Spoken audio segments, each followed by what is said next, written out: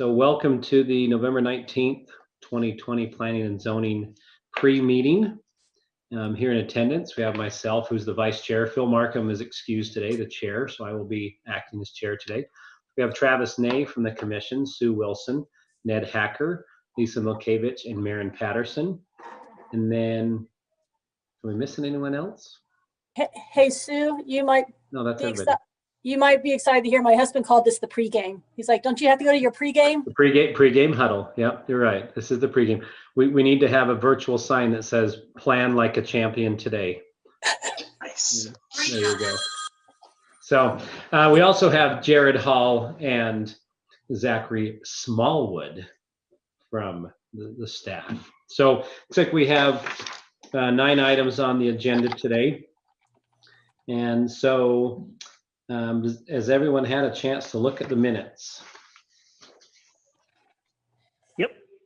The only thing I saw, and it's just because I'm sensitive to it, I'm not that sensitive, they did spell my name with 2 T's on the first page. Sorry about that. It's all right. Everywhere else it's 1. It's just, it's all right. So that's it. But everything else looked pretty good. So did anyone else see anything?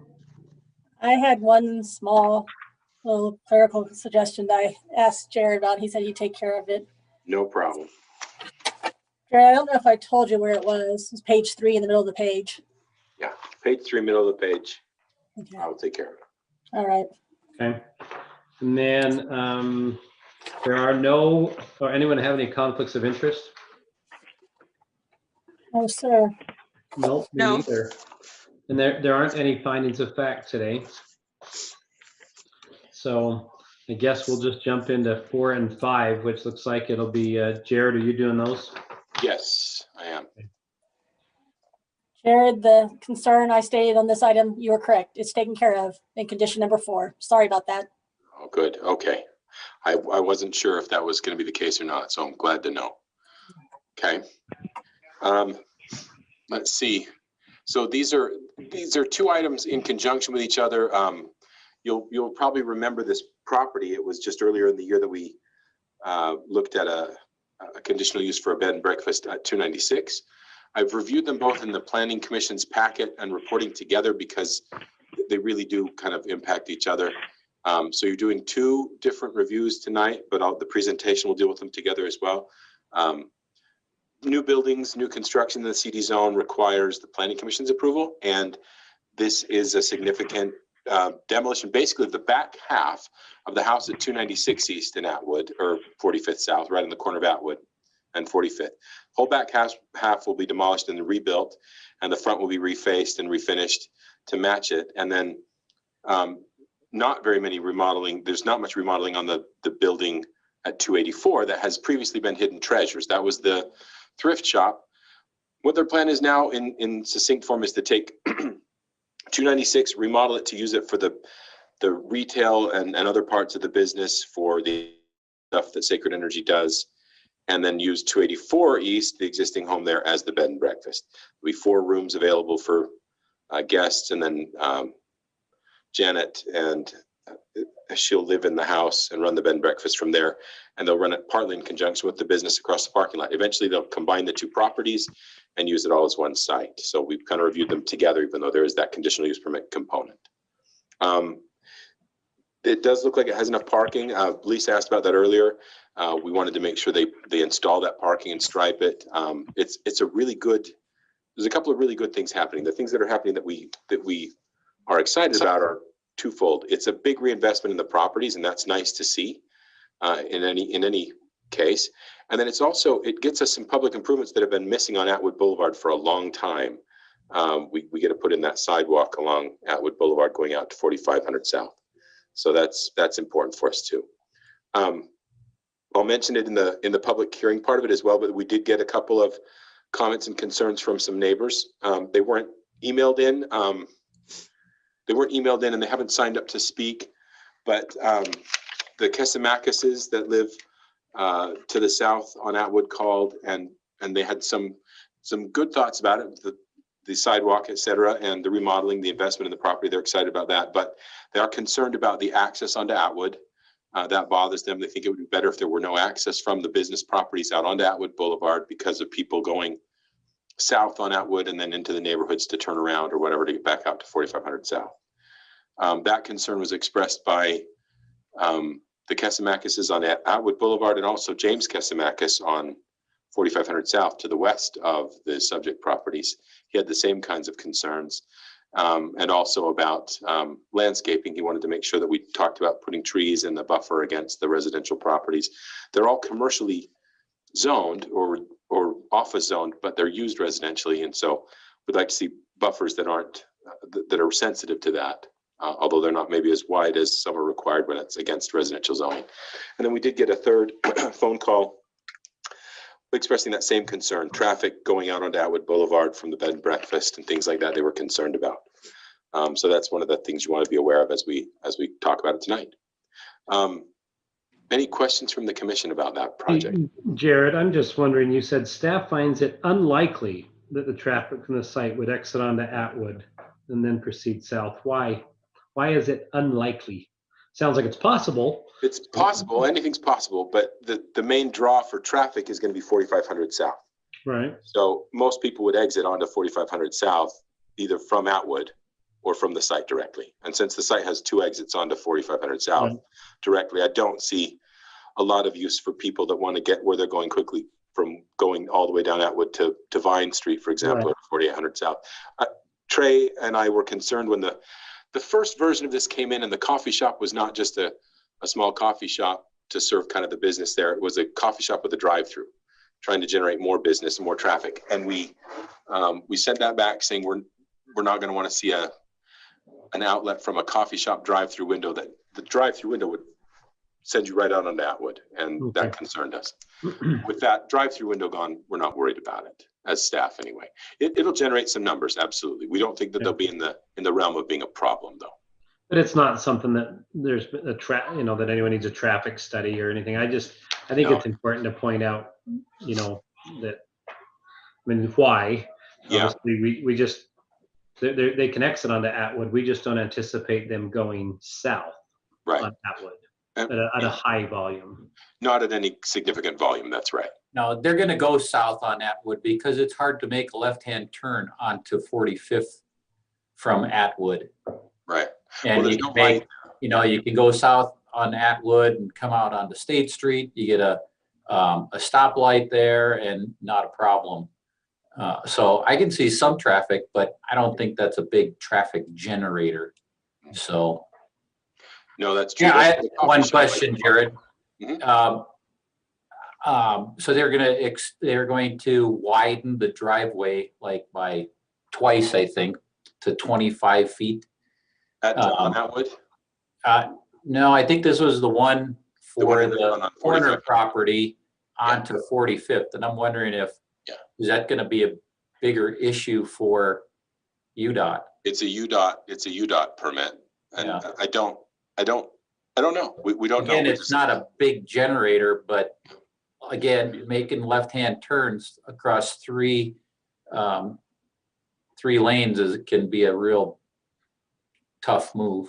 Yeah, I think you're right, Ned. 4500 is a difficult street, and that's what get onto in any direction, and that's what the Kesemakises and Linda Fitt, who had sent the other comment in, or phoned in the other comment, mentioned and said 4500 is difficult enough that we do think there'll be traffic onto Atwood. And you're right, it's not a big change. But it won't be a lot.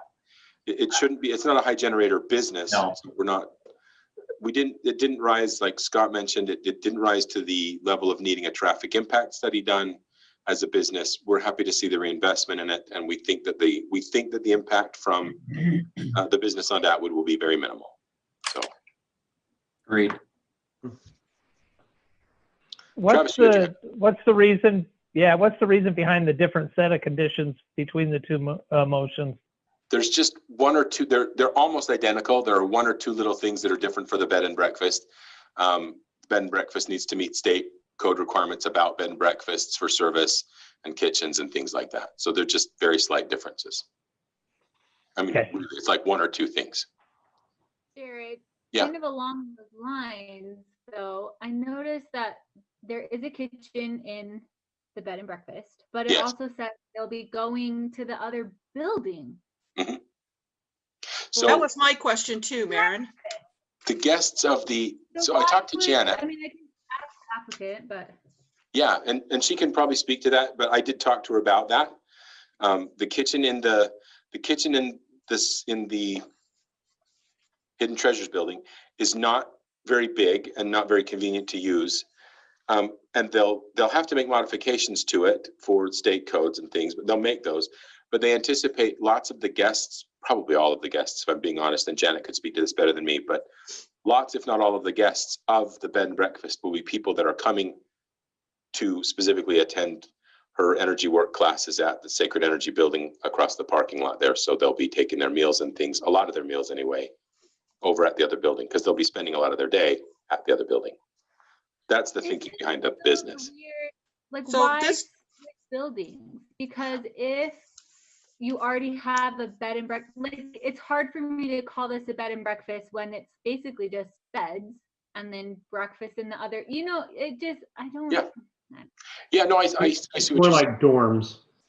Yeah, it's just rooms, and then you go to the other building. Like, how do we classify this as a bed and breakfast when it's not? I Really, think just- I don't know. I think just because technically it's still a bed and breakfast. They've got the ability to cook there. You can take a breakfast there. But where's the No. kitchen? It's on the first floor by the front entrance, by the front part of the building, by the bathroom on the first floor. It's hard to tell from those floor plans. They're not very good. I don't see a kitchen on mine. Yep, and that's why I talked to Janet about it. There is a kitchen there. It's not very big. And Well, Jared, I don't mean to cut in, but also, if it weren't a bed and breakfast, this is in the CD zone and would allow for transient, Rooms. Yeah. transient rooms anyway. Is that correct? That's Yeah, Right, it is. The difference between a bed and breakfast and a little hotel or dorms or something like that is the way that the health department looks at how they prepare the food and things and how stringently they look at the different fire exits and things like that. So, yeah, I don't know, but it's a good question, Maren. It's one that I asked her the other day. And do we Like have a on- designated? On this stuff right here, there, like I went through all this and I didn't see, you know, Yeah, a she told me kitchen. it's on the first floor by the restroom on the first floor. She could maybe point it out better for us. And I don't see a designated master bedroom, owner's Yep, there's- quarters. I don't know which one is hers, but she's committed to live in the building. But don't we need to have that designated? I So don't- I don't know. I've not processed a lot of bed and if we're breakfasts, going to so I haven't- require that in the conditions, it seems like we should have a designated owner's area. Along that same line of thought, I have a comment to agree with that, then a question, but along that same line of thought, I think it's the drawing that's the problem, but, where are the restrooms? It appears to me as if there could be restrooms in every room, but maybe not. I don't think there are restrooms in every room, no. But I don't think that's required. I think. No, it's not. For the sake of time, these are all really, really good questions that I think that we should ask the applicant. Can I ask Okay. can I ask one question though, Scott, real quick? Yeah, And I think, like Jared, and then I don't need to ask it again. On the floor plan for the Sacred Energy new building, the back end, Yeah. the front end is a coffee shop. The back end's Energy Works. It looks like it has a main entrance off Atwood. Yeah. Yeah, it's kind of the reverse. The front entrance is really actually off of 4500 South. Okay, but if you look at the drawing, it says entrance on the back, and I'm just a little concerned that will promote people parking on Atwood and going in for energy treatments, because that looks like it's the front of the building for the energy treatments. I mean, the parking spots are where they are, so that's where people are gonna park. Hopefully, There's lots of parking all around the building on the south and the west sides of the building. Yeah, The principal entrance into the retail part of the building is from Atwood, but it's all really connected. And like I say, lots of these clients I'm not a big energy worker consumer myself, but as I understand it, as an industry, it's not a lot of walk-in folks. It's Yeah. people who have a relationship with them, who've developed that over time, and so, they know where the different things are. If there weren't 33 parking spots on this side, I would worry about people parking on Atwood. well, can I just ask a quick question? Because usually people are lazy, you pull up, you park, you go in. And if that becomes an issue later on, how is that addressed? Are they, or the city, or somebody put up signs here and saying no Yeah, parking or red line or something? If it became a parking issue, we could deal with that. We've done that in several other instances on Atwood Boulevard because of the offices, not this kind of use, but the big office building. I mean, the parking seems to be sufficient, so I think that's fine to express that concern. And it sounds like we're going to have a healthy discussion with the applicant about some of these restrooms and other things. But I think it's important also that, you know, I mean, unless the ordinance states that there has to be, you know, a one-to-one restaurant, a restroom per bedroom, then I think it's not that important to discuss. You know, obviously the kitchen and some of those things we can, but Sure. anyway, but I think there's some good discussion to ask Janet. So item number 6, this is Zach. So wait, just a quick reminder again on 4 and 5 is it will be the 2 separate motions. Yes. So we'll need to do those separately. Anything else, Jared, on those? No, that's the most important part. Yep. So, okay, so item number 6, Zach? Yeah, so I'll just go through this really quickly. We have just a little less than 15 minutes. Yep. So it's at 5979 South Fashion Boulevard. It was an old medical office. They are proposing to remove some of the parking. Sorry, let's back up just a smidge. They're proposing to do a daycare and preschool at this location. And as part of that, I believe state requirement is that there is outdoor space for them. I can't quote that specifically, but I think I remember that in another application that it's a state requirement. And as a part of that, they're converting some of those parking spaces that would be in excess of the required to convert some of that into that outdoor play space area. It's going to require some interior demolition. The main structure of the building is going to stay, just removing walls to create more classroom space instead of, you know, patient space. Other than that, the drop-offs are going to be happening on the south side of the building. That's where the main entrance is. That's where the large majority of the parking is located. The parking area to the north is going to be used exclusively for employee parking only. It's actually specifically spelled out that that's going to be how many spaces they need for parking for employees. It's exactly how many spaces that has. So that's that. Questions?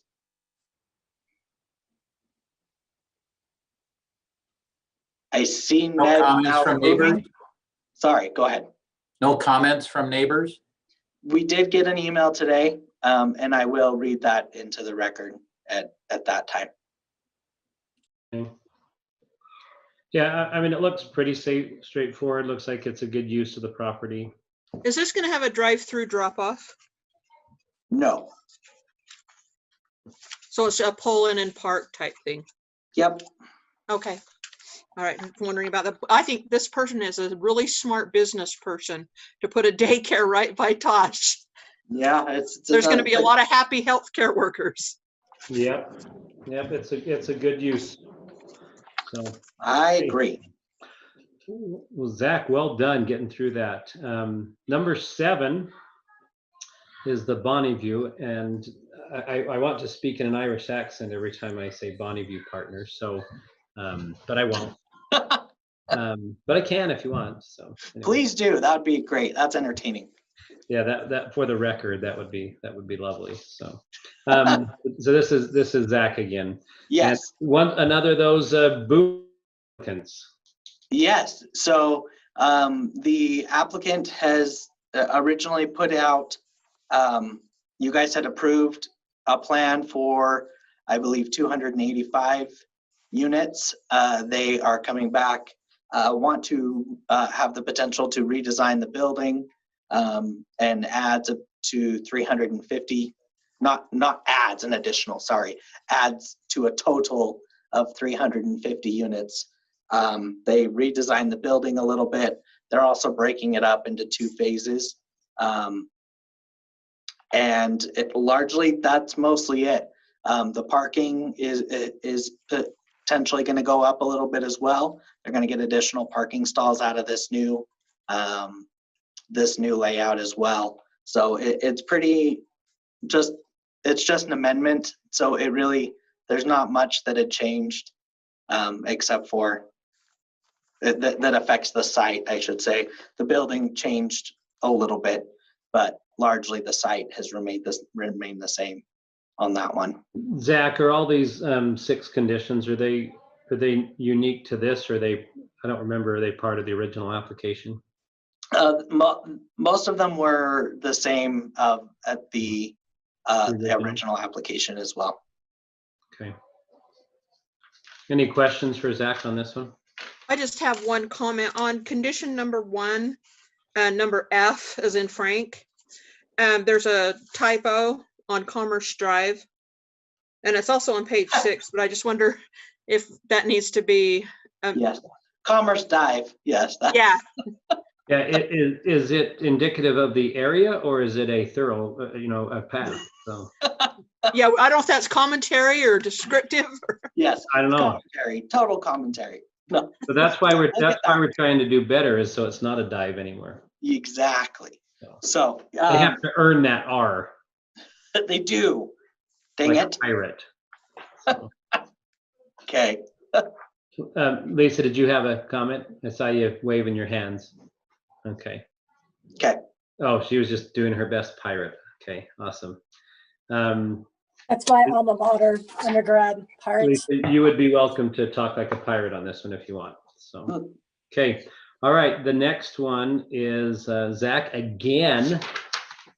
The sew and fit. Yeah, so this is just a zone map amendment. It's not a general plan. Doesn't have the general plan because the general plan calls for this to go to commercial. Right now it is GO, which is our general office zone. A tailor has come forward and wants to open a tailoring business. And instead of taking the long way route, having it be a text amendment to add tailoring to the GO zone, I said, why don't we just rezone this? It's supported by the general plan, everything like that. It'd be a lot easier to do just the rezone. So he's come forward with a rezone application to move this from GO to CD. And like I said, it's supported by the future land use map as converting over. Sacred Energy actually on the far end had started this, started kind of moving this needle over from the GO to the CD zone. So again, pretty straightforward application on this one. Questions, comments, commentary? Will we see this again for like a CUP or anything? I don't think so. I think it is a permitted use. Okay, so once we approve the zone change, that they'll Then he's be able allowed to go get just their apply for his license. business license and Okay. move on. Cool. I have a question, just Go to ahead. teach me. When someone wants, and maybe others, when someone wants to request a zone change, can anyone request that, or does it have to be the property owner or the applicant? So anybody can request the zone change on a property. However, you, unless it's the city, you have to get the property owner's permission, or like you have to get them to sign on saying that it's okay that they're doing that. Sometimes the city can go and broad-based change zoning. We are allowed to do Lisa, that. are you trying to get a neighbor's property zoned or something? And you're just thinking of how you can do that? I hadn't thought of that, but now that you mention it, No. I'm rezoning all of you, so Yeah, that congratulations. is there concern about, and the answer is probably no, but I'm just asking that we're basically saying, hey, you want this use, so let's just change the zone. I like from That's a specifically precedent what standpoint. I'll play devil's advocate, specifically why we're doing it. The future land use map calls for it to change zones. And since it's called for that as a better fit for the area, then we are inclined to support that, because it's then going to become more in harmony with the future land use map.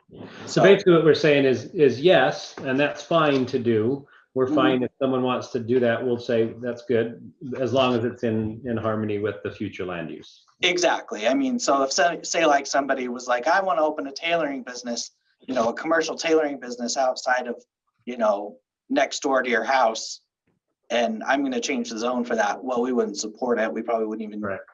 entertain an application. But it just so happens that this is supported by that. So Okay. that's why we're entertaining it. Cool. Any other questions on this one for Zach? I have a question. Sure. So the property behind, I think those are apartments back there, behind to the south, there's a, I don't know if is it a shared drive from 45th south on the west side of this property? It Does is. that have any kind of conflicts with the front property at all? It doesn't have anything, it wouldn't have anything to do with the zone change. Before you guys even, before this came to you, we initially, I don't know, almost a year ago, maybe 6 months. I don't know, 2020 has been like 5 years, so it could have been yesterday. But we had an application for a different type, I think it was a salon business. And so I had gone through and done the staff report and done everything, and then she withdrew her application. So I had done the analysis on that already.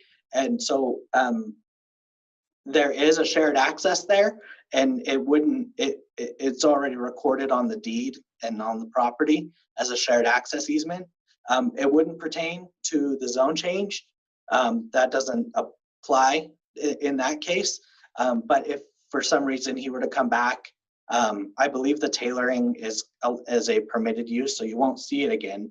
But if for some reason there were a conditional use permit application, we would address it at that point as well and make sure that that's still being covered there, that access issue. Okay. We have 2 minutes, so who's going to be doing the, Zach, are you oh, Jared's doing the. I'm sure we'll be kind of a team effort, but I'll be running through the slides to talk about the design guidelines. Okay, I think it looks good. Thanks. Any questions in our 90 seconds left? I have a couple of questions about the last item, but I'll just make them when we're reviewing the slides. Awesome. That'll be snazzy. So, okay.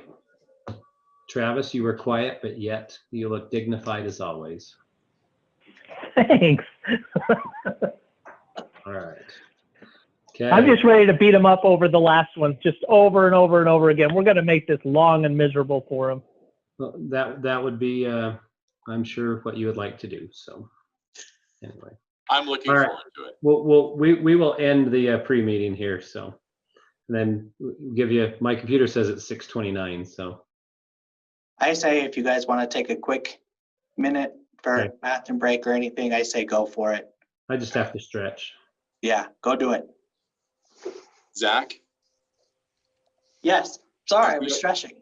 Oh, sorry. I'm just gonna need to run. I'm gonna run and ask you a question real quick. Yeah, sure.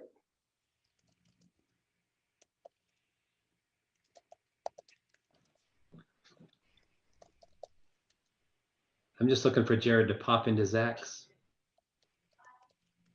Oh.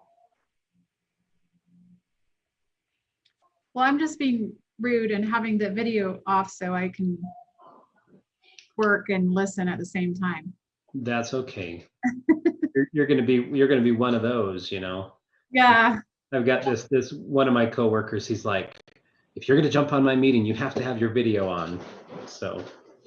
Yeah. Well, Melinda, are you controlling the 3-minute timer for this meeting? You were so good at it the other day that I just wanted to make sure you were in charge of it. oh, so you were watching that. I think actually that the webinar was set off to cut off a microphone after 3 minutes. Oh. It was a beautiful feature. It was so apropos when it did it. Is that city council? The RDA meeting. RDA. Okay. Yeah, Zach, so is the timer set up for the microphone? Is that a thing? No. Wonder, I don't know how. I mean, Melinda, it's a good idea though, Melinda. I was typing it, but Jay Boffman was running the mic or the mute, so he might have muted it at 3 minutes. But We might may want have that for our laughed out next loud. meeting. I felt bad because had I known that was going to happen, I would have given her some warning. Okay. But I anyway, won't lie, it did make me laugh quite hard. but I would be more than happy to be the 3-minute timer tonight. Okay. All right, can you get cards and like hold it up? You know. Morning. Well, you see, I have not had anybody register, so I don't think we're gonna need that 3-minute. Yeah. I think we'll be okay. So, Everybody that's an attendee is an applicant, so. Okay. I think we're going to need it for the next meeting though, when we have that RC Willie property. Yeah. I think we definitely will then. yeah. Okay. Well, Zach and Melinda, are you guys ready to start the regular meeting? Yes, go Okay. for it whenever you're ready. Okay. Well, then I will start. So, welcome everyone to the Planning and Zoning meeting for Murray City on November 19th, 2020. Commissioner Markham, Chair Markham, is out today, so I'm the vice chair, but will be chairing this meeting. I'm Scott Woodbury. With us on the committee, we have Lisa Milkevich, Travis Ney, Maren Patterson, Sue Wilson, and Ned Hacker. And then from staff, we have Jared Hall, Bryant Farnsworth, Melinda Greenwood, and Zach Smallwood. I will read a little note before we start. As chair of the Murray Planning Commission, I, Scott Woodbury, have determined that due to infectious disease COVID-19 novel coronavirus, holding an in-person meeting with an anchor location presents a substantial risk to the health and safety of those in attendance. Under these circumstances, Utah Code 52-4-2074 allows for electronic meetings to be held without an anchor location, so long as the public has an opportunity to view the meeting and submit public comments. We are holding tonight's planning commission meeting via video conference, and the meeting is being live streamed at murraycitylive.com. If you have public comment to submit or planning commission, please do so via email at planningcommission@murray.utah.gov or register to make a live comment. So with that, we do have 9 items on the agenda today. And so we will start with item number 1, which is our approval of, you jumping in? Yeah, you're already showing that. We're going to go to approval of minutes first. So, all right. So has everyone had a chance to see and look at the minutes?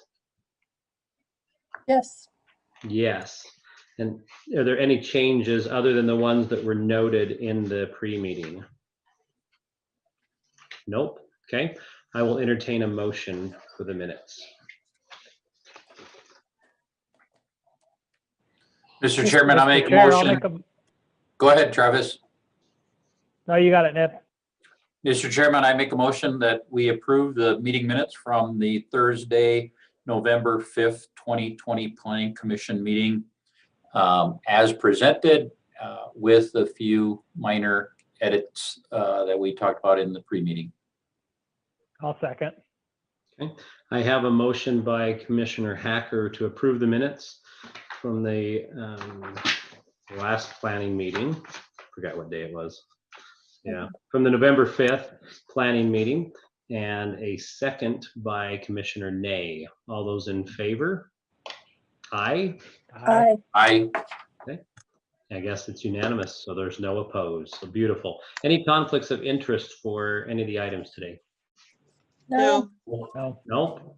Good. It's a good thing. All right, number 3, approval of findings of fact. There are no findings of fact today, so we will move on to items number 4 and 5, which will be handled together. This is the Sacred Energy and Sacred Energy Bed and Breakfast. So we have a site plan review and a conditional use permit. And so, Mr. Jared Hall, it is your moment to shine. I'm going to go ahead and share this screen, okay? And as Chairman Woodbury just said, it is items 4 and 5 being reviewed together right now. Site plan approvals and conditional use permits in the CD zone for these two properties that are going to be used in conjunction by Sacred Energy, the business interest here, and the applicant. These are the two properties. You can see them on the corner here of Atwood Boulevard and 4500 South. They both have existing homes on those properties. The home on the left, 284 East, had been converted and used as the Hidden Treasures thrift shop recently in the last year, I believe. And then the Planning Commission in April of this year approved a conditional use permit to allow a bed and breakfast on the property at 296 East, which is also Sacred Energy. They're currently operating their business across the street, across 4500 South. They'd like to modify this building at 296 East instead to be used for their business functions, for energy work and crystal sales, that kind of thing, and a coffee shop, and then use 284 East, which they've purchased, as the bed and breakfast instead. So we'll go through all those kinds of issues as we go through the plans here. The zoning is CD zoning. It was zoned general office prior to this, but a number of months ago, both of these properties underwent zone change applications and were approved to be changed to CD zoning as allowed by the general plan's future land use map. This is a combined site plan showing both the building at 296 East, the corner of Atwood and 4500 South, and then the Hidden Treasures building here at 284. What their proposal is to kind of use them together, to pave the parking in between them, widen the access on 45th South here that's kind of small to be a 25-foot as required by our code access, keep the access that already exists here on the Hidden Treasures site to allow kind of maximize circulation around the buildings. And then there is currently an access, quite a wide access on Atwood Boulevard that they would reduce a little bit, but it just goes to garages and sheds right now. There's been no full site access for commercial entity out on the Atwood Boulevard. We'll talk about that more in just a few moments, but I did want to show you just kind of the combined site plan. There's not a lot of modifications being proposed to 284 East, where the conditional use would go for the bed and breakfast. 296 East, however, we'll talk about this in a moment, the back half of that building would be demolished. The front half preserved and refaced and upgraded, and then the back half replaced with a modern structure to make it one whole building that's suitable for retail and other uses.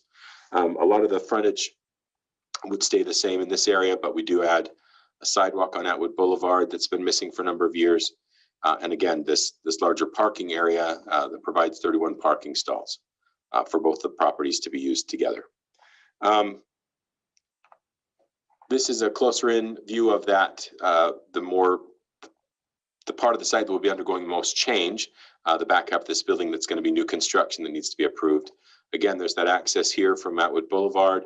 The applicants, we had some concerns from neighbors about access on Atwood Boulevard, and when the application first came in with a couple of different components that have now gone away, engineering and planning were concerned about the access on Atwood Boulevard because of higher volumes of traffic.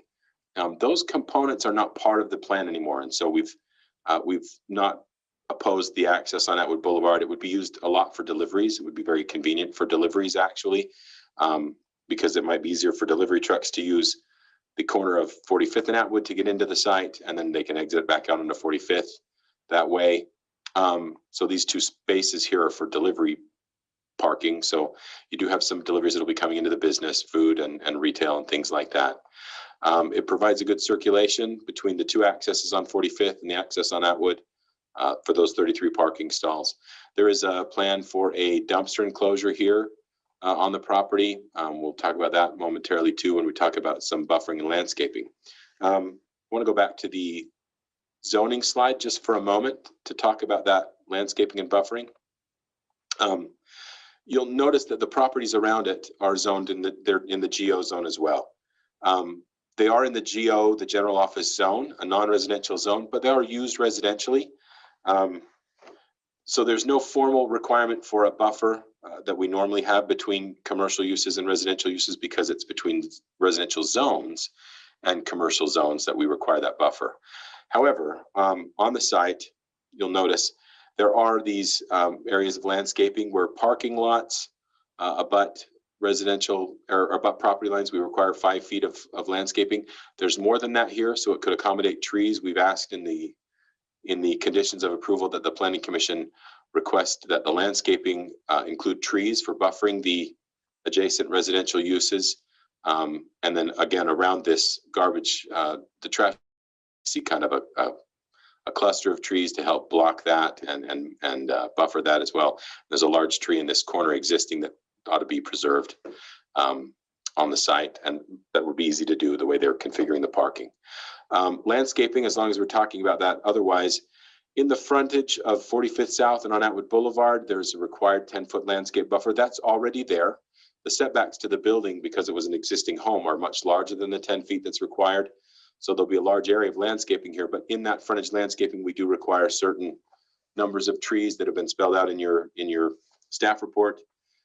Those don't exist on Atwood and 45th South in front of 296 East right now, but in front of 284 East, when it went through the conditional use permit for the thrift shop, it was required to upgrade their landscaping, and I'm happy to report that those trees and shrubs were all put in.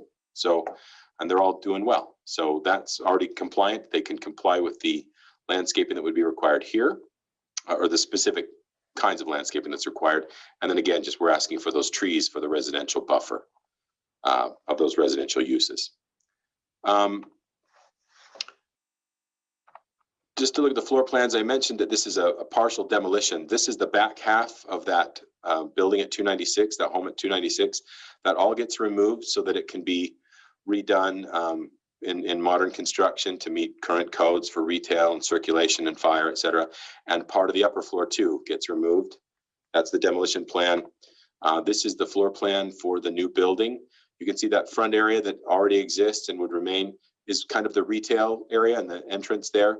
The middle portion of the building is where they would do the energy work, et cetera. And then there's this seating area by the coffee shop where they have the food service and the classroom. Sacred Energy's business model, I guess, if you have interest in more of the specifics of that, we put a little narrative in the staff report, but Janet, the applicant, could talk more about that if you have other interest in how they operate that. There's the small patio with tables. The parking requirements that we looked at in your staff report had to do with the coffee shop area. We keep calling it the coffee shop, but it's a small kitchen service area. And that seating, and then the different retail areas that are provided on site. In addition to the upper floor, it has a large kind of open room for games and classes, and then just the office space that they have for the project. There is a lower floor, a sub-level, but it's for storage only. These are the elevations that have been proposed. There's a lot of brick and some stucco work with some of this work above the windows to kind of match the old look of the house that has been there for a long time. Pitched roofs, et cetera. So it still looks very residential. It's almost like an RNB kind of a building from one of our RNB zones, although it's not the RNB zone.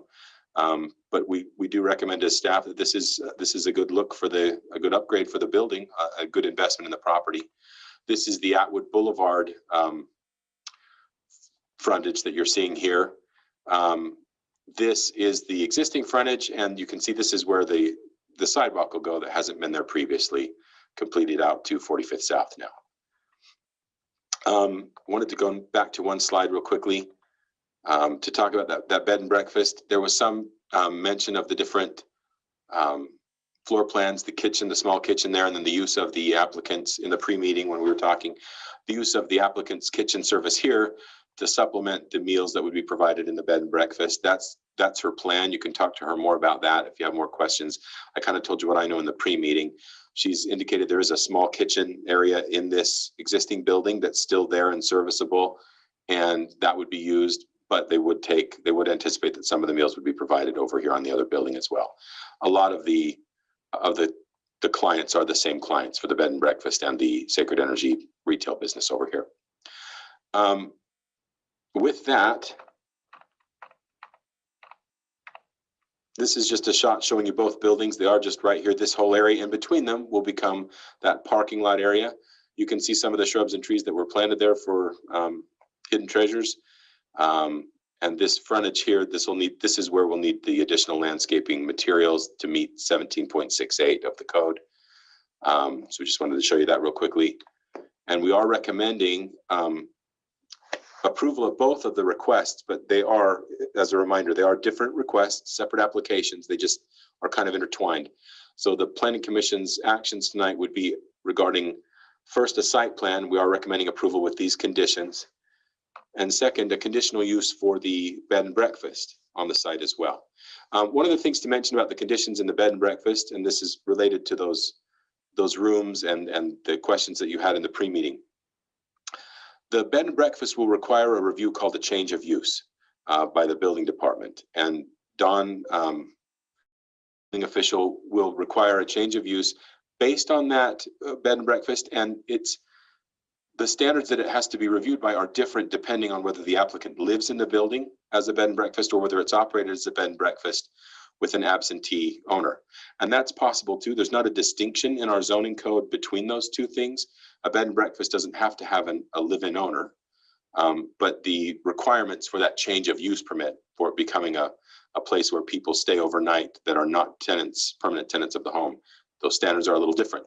So we've left that up to the building official in his review. It'll need to meet whatever requirements he and the state of Utah and the Salt Lake County Health Department have for guests of that bed and breakfast.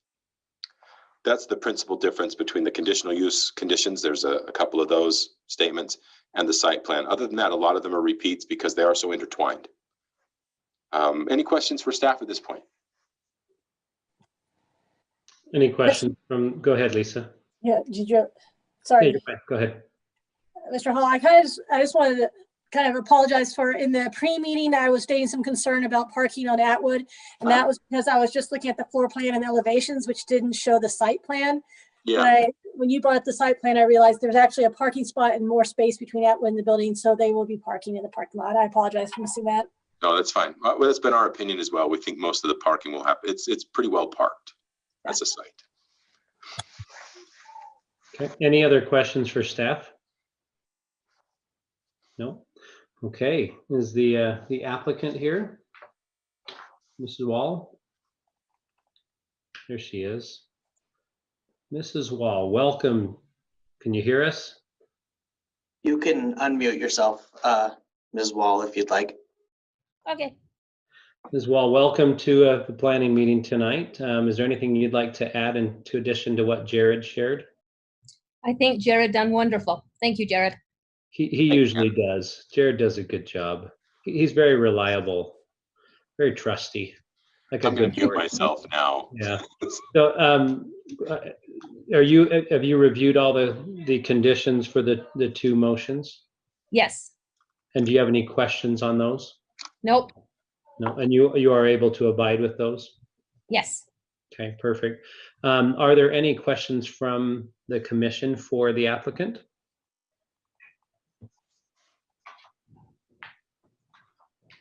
No questions at this time. Okay. Well, why? Wait 1 sec, guys. Sorry, I was trying to unmute. Oh, I do okay. have a question about the kitchen facilities. How those are going to be provided and where they're going to be provided. I don't see and I realize they're not real detailed drawings, but I don't see a place for like a cooking facility. In the bed and breakfast? Yes. Or in the bed and breakfast, it'll be in the southwest room. Jared, can you go back to the map and then maybe the applicant can guide us to where that? Yeah, show me where that is. Yeah. I apologize. I don't have the floor plans for the bed and breakfast up here, but I can get back to the main. Okay. So, yeah. Maybe if Mrs. Wall could if she could just show us where that would be. Southwest corner, you're saying, Janet? So if you go up the ramp and go in the back door, and you take about 5 steps in, and the bathroom's right there, and then if you turn and go west, the kitchen will be right there. And it's going to be a very small kitchen. It is already there, I should say. Okay. We didn't have anything on our plans, and if it's going to be a bed and breakfast, I just wondered how the breakfast was going to be provided. It'll be at the coffee shop. DoorDash, Sue. Oh, so wait. Uber Eats. So people are going to go to 2020. across the parking lot to the other building for breakfast. Yes, because breakfast should be included, yes. Okay. Okay, and then is there cooking facilities in the other building? Yes, there's a small Okay, 'cause kitchen. all right, I saw the kitchen area, but I didn't see like a stove drawn in. Yeah. There's a kitchen and scullery.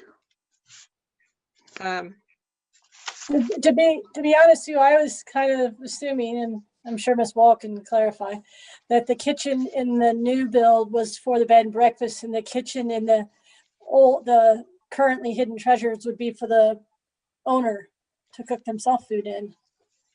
So Yeah, I I don't don't know if think it matters. Well, I think it does kind of matter because the conditional use permits have been separated, and the bed and breakfast one has additional kitchen, like Salt Lake County Health Department, like conditions for a bed and breakfast and providing breakfast, and then the other one doesn't. And so if two services are being offered in the two separate buildings, but we're doing them as two different conditional uses, like I wonder if we need to add condition number 7 of recommendation 2 to recommendation 1 as well. That's a good question, Maren. I don't think you do. I'm going to jump in just for a second and explain why. This is a commercial you can still see my screen, right? I'm still sharing, right? yes. So this, in the other building in 296, this kitchen is a commercial kitchen, fully commercial kitchen. So it's providing okay. service to anybody that came in for retail and said, I want to get a plate of eggs and a cup of coffee. It's a full service kitchen that has to meet all the county regs and everything anyway for its business license. In the bed and breakfast, the reason we have that condition about meeting county requirements and the change of use is because when they're different and lighter, actually lesser requirements, if the owner of the bed and breakfast lives in the bed and breakfast itself. So it's actually a lesser requirement there. If she's serving out of the commercial kitchen, it's already kind of covered. Okay. Okay. Any other questions? You know, and I don't have a problem with the people going from where they're sleeping to the other building for breakfast, because you do that quite often, you know, when you stay in a hotel or something, so. Good. Sure. Okay. Any other questions for the applicant? No? Okay. Ms. Wall, if you'd hold on for a little bit, we're going to open it up to the public, see if there's any comments or discussion, and then we may call you back up. So, Okay. So just hold on for us. So at this point, we'll open it up to the public comment portion. And I know we had a couple that were called before about traffic. Yep. And Jared, if you want to address those. Sure. I'll just I'll run through those. Okay. As well. We had 3 phone calls. One from Mrs. Kesemakis, who owns the home right here to the south of the property. And we talked for a while, so I'm going to paraphrase a lot. Her biggest concern about the site was just the potential traffic out onto Atwood Boulevard from this opening that hadn't been part of things before. That concerns her because of people coming south into the neighborhoods out of the project if that occurs. That was her principal concern. I spoke also with James Kesemakis, who owns the property to the west here of the 284 building. And his concern, and it kind of wraps up around the back here, his concern was also traffic out on Atwood Boulevard, where his family has always lived for a long time. The Kesemakises have been around for a long time in this area. He worried about that, and then he worried about the dumpster and wanted to know about there being buffers there. So we talked about trees, and I let him know that we were recommending additional trees in the landscaping there, although it was not a required buffer. There was some discussion about fencing. There's an existing fence, and that's going to be kept and maintained. It could be replaced in the future if that becomes a thing that they want to do. But right now, the existing fence is adequate, and they're planning to keep it. He had wondered about that as well. And We also got a call I got a message from the phone call from Mrs. Linda Fitt, who was also concerned mostly about traffic going out onto Atwood Boulevard from the site because 4500 South is so busy. And then the Casamacases were also pleased to see the sidewalk going in. They felt like that was dangerous for years and years and years. So, but aside from that, mostly just traffic out onto 45 or out onto Atwood Boulevard. Sorry. And it does look like we did receive one email. Okay. So I will just, if you are ready, I can read that in. Go ahead. Okay, so it's from Kim Anderson. Somebody said, don't they, or that this person said, don't they need an elevator? Different uses on separate floors, DK.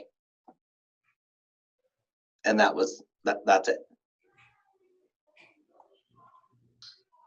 So do we know, Zach or Jared, if there's any sort of ADA? I don't know that there is, I don't know about an elevator requirement. That'd be part of the building permit review. Usually different uses on different floors isn't something that I'm familiar with as an elevator requirement, so I can't speak to that. But our building, this will be a plan that on the part of it that you're concerned with is the parking related to these uses and the square footages that we're looking at. So in terms of an elevator, your approval of it as a site plan doesn't give them any sway over the building codes. If they need an elevator under building codes, they got to put that elevator in whether you approve them for a site plan or not. So I would defer to the building department on that when they review this for the floor plan changes and the building permits themselves. It's a good question. I don't know the answer to that. It's not large enough to need an elevator as a second floor, but I don't know about the different uses thing. That's new to me. Sounds excellent. Okay. All right. Well, I guess nothing else on the public comment, Zach or Jared? Doesn't look like it. Okay. Well, we will close the public comment portion, and it doesn't sound like there's any things for the applicant to answer unless she would like to. Any additional comments as well? I'm good. Okay. Thanks, Jared. All right. Well, then we will bring it back up to the commission and for more discussion, or I will entertain a motion on the first item, which is the site plan approval. Remember, there is two motions required. So if anyone would like to make a motion or discussion. I would like to ask Jared one more clarifying question. Go ahead. Can Jared, go over again what the buffer requirements are between these now commercial buildings and the residents to the south and the west?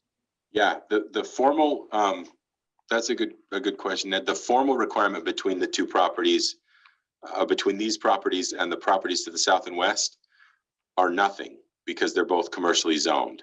Our buffer requirements are between commercial projects and residential zones. So there's not a formal buffer requirement other than parking lots that are adjacent to property lines, whether they're commercial or not, are buffered with, they're not really buffered. We have 5-foot landscaping requirements there. What we're asking for it is a buffer, even though there's not one required, as a condition of the approvals to help mitigate the impacts of the commercial uses, because these are, although they're zoned general office, and I'll go back one more slide, they're zoned general office, but these properties are residentially used and have been residentially used for a long time by the Casamacases. This is about as nice a residential property as you will ever find. Given that fact and the availability of the land for them to provide that landscaping buffer, it made natural sense to just expand it a little bit beyond the 5 feet that's required and get the trees in there to be good neighbors. And the walls have been willing to do that. So because they're in the same zone, they don't need any buffering. Right. They're both non-residential zones, so there's no real requirement. Got it. It's just a function of the site plan at this point. Thanks, Ned. Good point. Okay. So other than any other questions, Mr. Chairman, I could make a motion. Sounds excellent. So I'd make a motion that Planning Commission approve the proposed modifications to the building and properties located at 284 and 296 East, 4500 South, subject to conditions 1 through 9 as presented. Mr. Chair, can I second that motion? You can. I have a motion by Commissioner Hacker to approve the proposed modifications to the building and the properties located at 284 and 296 East, 4500 South, subject to conditions 1 through 9, and a second by Ms. Milkevich. All right, Jared, or whoever's calling. We'll call our own tonight, I guess. That cool, Zach? Aye. Okay. Mr. Hacker, Yes. Ms. Milkevich, Yes. Ms. Patterson, Yes. Mr. Nay, Yes. Ms. Wilson, Yes. and Mr. Woodbury. Yes. Thank you all. All right, so the first one passes. So we have a second recommendation for the conditional use permit. So if there's any discussion on that, certainly we can have that. If not, I'll entertain a motion.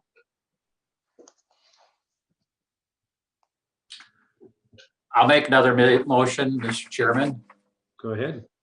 I'll make a motion that the planning commission grant conditional use permit approval to allow the operations of a bed and breakfast on the property address 284 East, 4500 South, subject to conditions 1 through 10 as presented.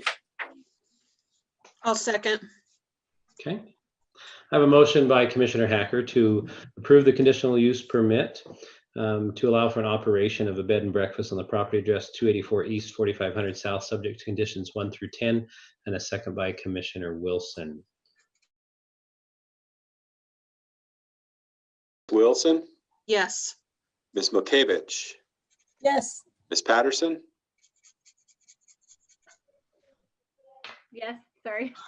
Mr. Nay, Yes. and Mr. Woodbury. Yes. Thank you all. Okay.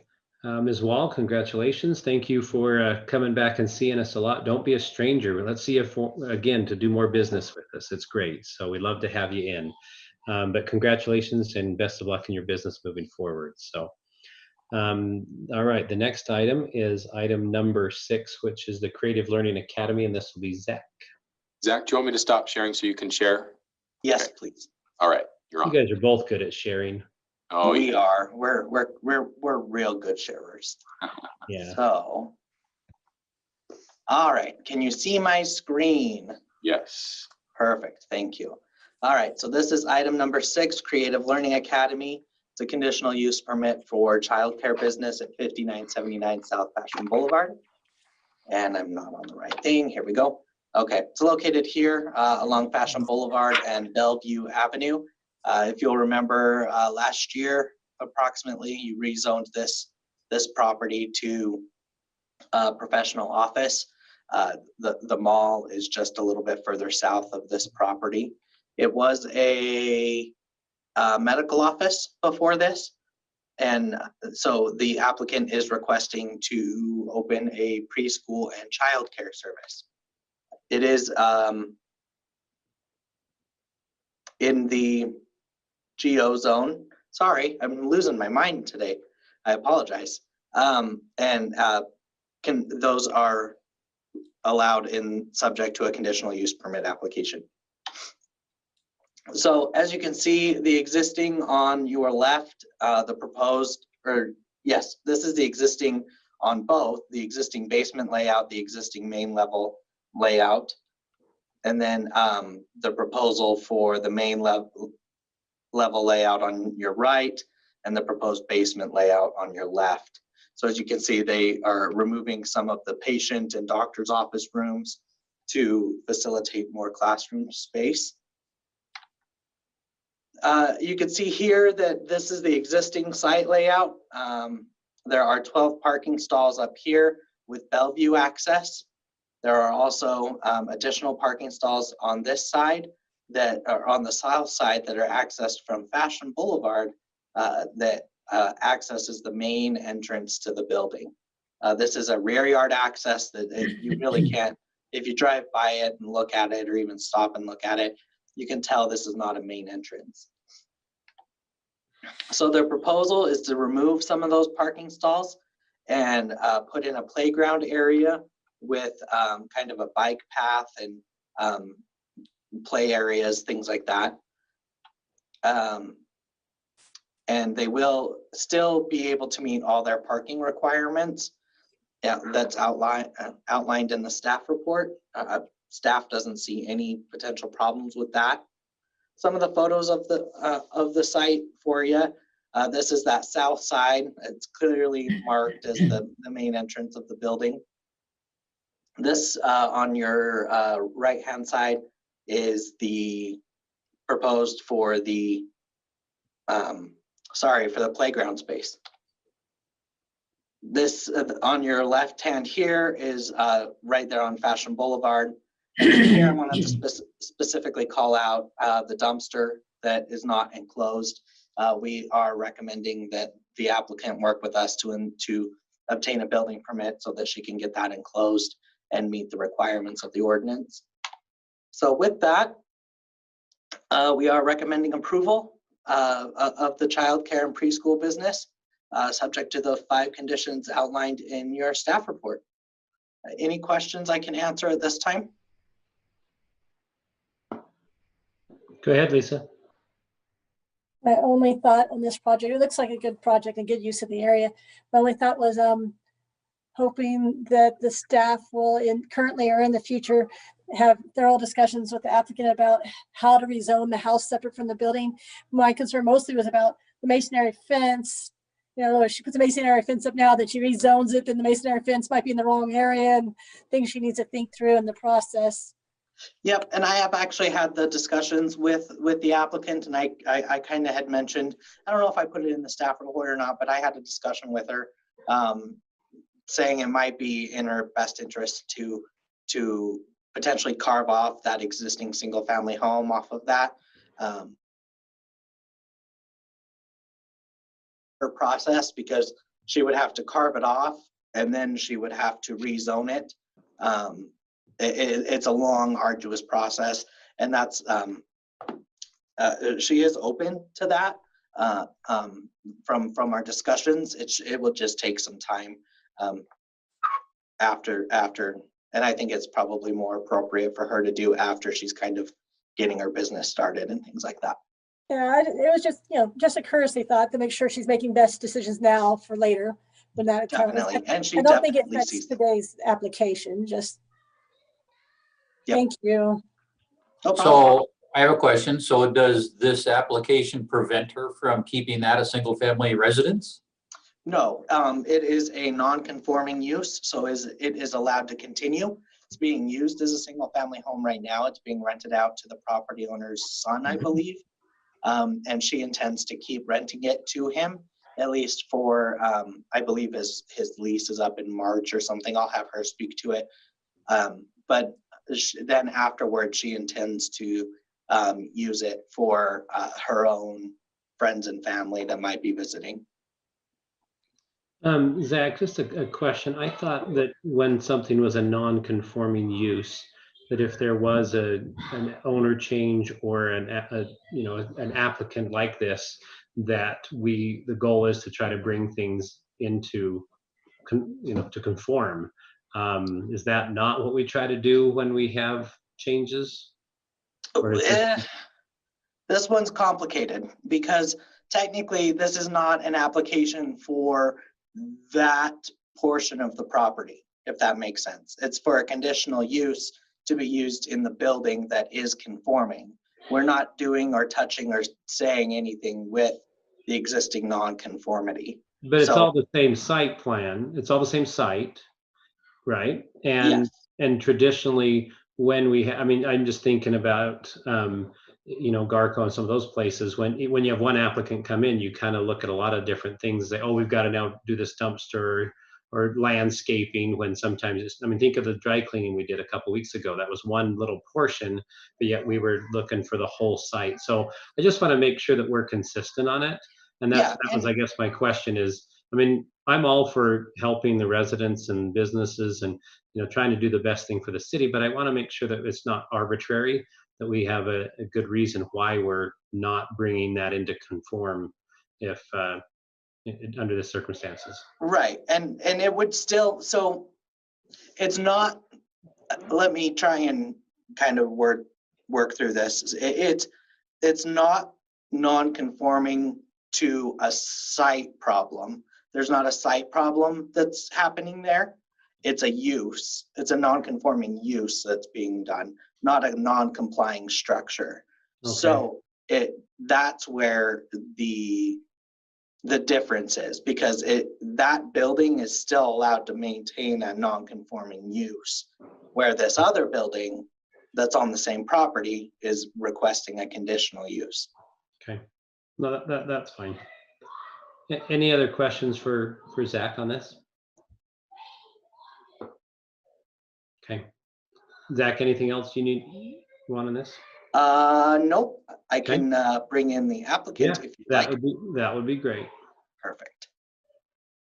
Good evening, Mrs. Lloyd, how are you? I'm great. How are you? Good.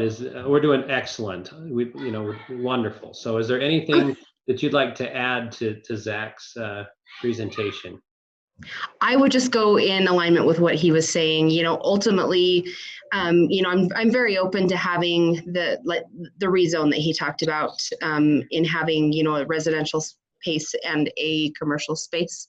So yeah, that's something on my radar for sure. Okay. Well, and Zach and Jared and the whole staff are very detail oriented, and they'll help to make sure that you can accomplish that. And so I just encourage you to continue to work with them on those. So have you had a chance to review the conditions? Yes. And do you have any questions on those? I do not. And are you willing to abide by those? I am. Good. Well, thank you. We're going to open up for public comment, and then if we have additional questions, we may come back to you. So thank you for being here, and just hold on for us for a bit. Not a problem. Okay. So at this point, we'll open it up to public comment. And looking at Zach's email there, did you see any? So, Zach, I'm just glad you weren't showing us your Instagram account. I mean, but did we have any public comments or anything? I believe Jared has one to read. I do have an email that Zach received earlier that he asked me to read in, so I will do that now if that's okay. This is from Denise Knight. Says, we would like to express our concerns with the Creative Learning Academy. Cars dropping kids off and on and off from Bellevue Avenue. Noise from kids outside playing during weekdays. This is a neighborhood. We deserve our quietness, not noise from a business. Excess traffic on Fashion Place Boulevard. Excess traffic on Bellevue Avenue. Parents will cut through Bellevue Avenue to gain access to the school because it outlets onto 5900 South. These are our concerns of this matter. If half of the parking lot becomes a playground, there is no way they would have enough parking, drop-off space to have school there. They should look for another location. The Heart Lung Institute could barely accommodate their own customers. Thank you. The Knights, 356 East Bellevue Avenue. Okay. All right. Anything else? Nothing coming in. Okay. All right. And no one's registered or anything for this to make a comment beyond that? Nope. Okay. Well, do we like to wait a little bit, or do you want to? I mean, I guess people have to register, so. If you'd like, I could kind of speak to the email. Why don't you speak to the email before and we'll see if anything else comes in. That would be okay. Super. Perfect. So you'll have to forgive me because now I don't remember exactly all the email, but I remember most of it. So parking lot turned into a field for kids outside, traffic on Bellevue, drop off, traffic on Fashion Boulevard, a lot of traffic concerns, also noise, residential neighborhood feel. I think that's the gist of it. Okay. Yes. So I remember the parking on Bellevue. I do, like I had stated in kind of the presentation, there will not be any kid drop-off access from Bellevue Avenue. It's all coming from Fashion Boulevard. I can go back to the site plan here. So all the access will be through here. So they actually have to enter from Fashion and exit from Fashion. All this will be employee parking, so that I anticipate that they will come in the morning, park, stay there, and then leave at the end of the day. Bellevue, I will say, is a public street, and people can access that to take their children to school, just like anybody else would be able to do that as well. So there is the potential for that, but I don't think that's going to be a traffic concern for this specific use. With the playground area, I would anticipate that they will be installing well, there is already a masonry wall there. I will point out one thing I did notice on my site visit, which if you can see right here, there's a little gap that will need to be closed up because we don't want children running into people's backyards. And I don't think they want to lose track of children. So there might need to be some adjustment there, but that's something that she can be working with us. I know that's going to be a concern that she takes care of at that point. And as I had mentioned, a lot of the traffic that will come from this is largely going to be happening at 2 times, typically in the morning when they're dropping kids off and in the evening when they're picking the kids up. I don't anticipate this, and it will be staggered, I believe, and correct me if I'm wrong, Ms. Lloyd, I believe it was from 7 to 9 in the morning or something like that. And then 5 to 5:30 is typically pickup. So I don't anticipate that there's going to be, I believe that the parking that's being provided will be sufficient in that, so. So Zach, is the drop off, the intent is there's not like a designated like turnaround zone. People will pull into a spot, drop off their kid. So that is correct. And I just thought of this in her narrative, Miss Lloyd actually mentions that they actually bring the child out to the car, I believe.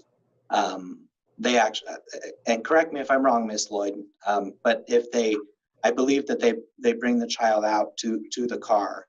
They actually don't go in to pick them up. So it leaves, I believe it was like 3 minutes for a pickup drop off time. Yeah, that's what it says in her narrative. Yeah. Okay. And any other questions on that, or Jared or Zach, anything else that's come in? Okay, well, I think we'll go ahead and close the public comment portion of this one, and we'll bring it back to the commission for any questions to the applicant or any discussion items, or if anyone feels so inclined to make a motion.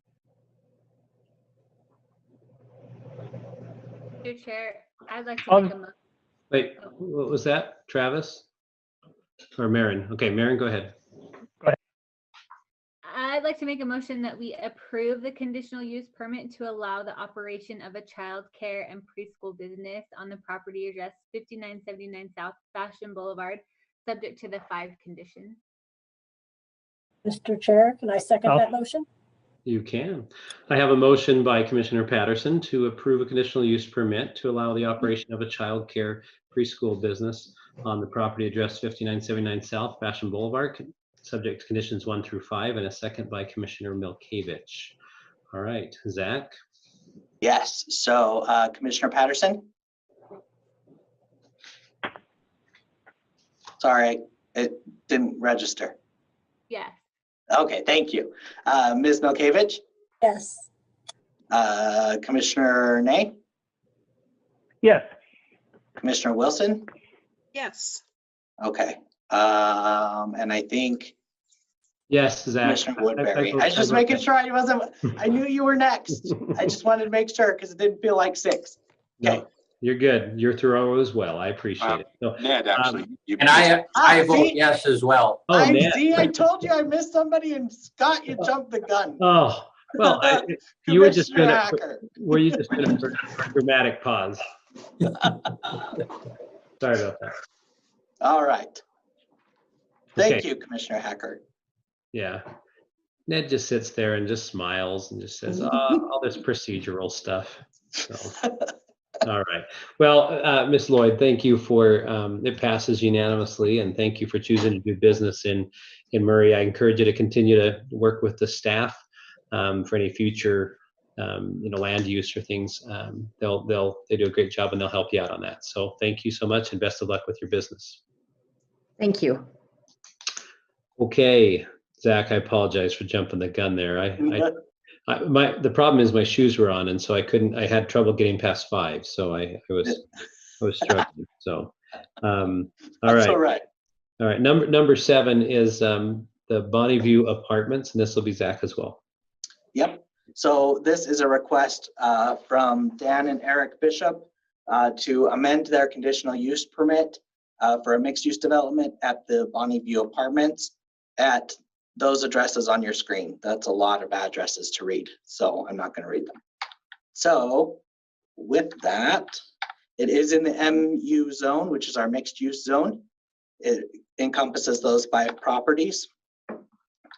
And so I've shown the approved plan on the left, which is what you guys approved in February, excuse me, in April of this year. Kind of shows more of an E shape, a backwards E shape.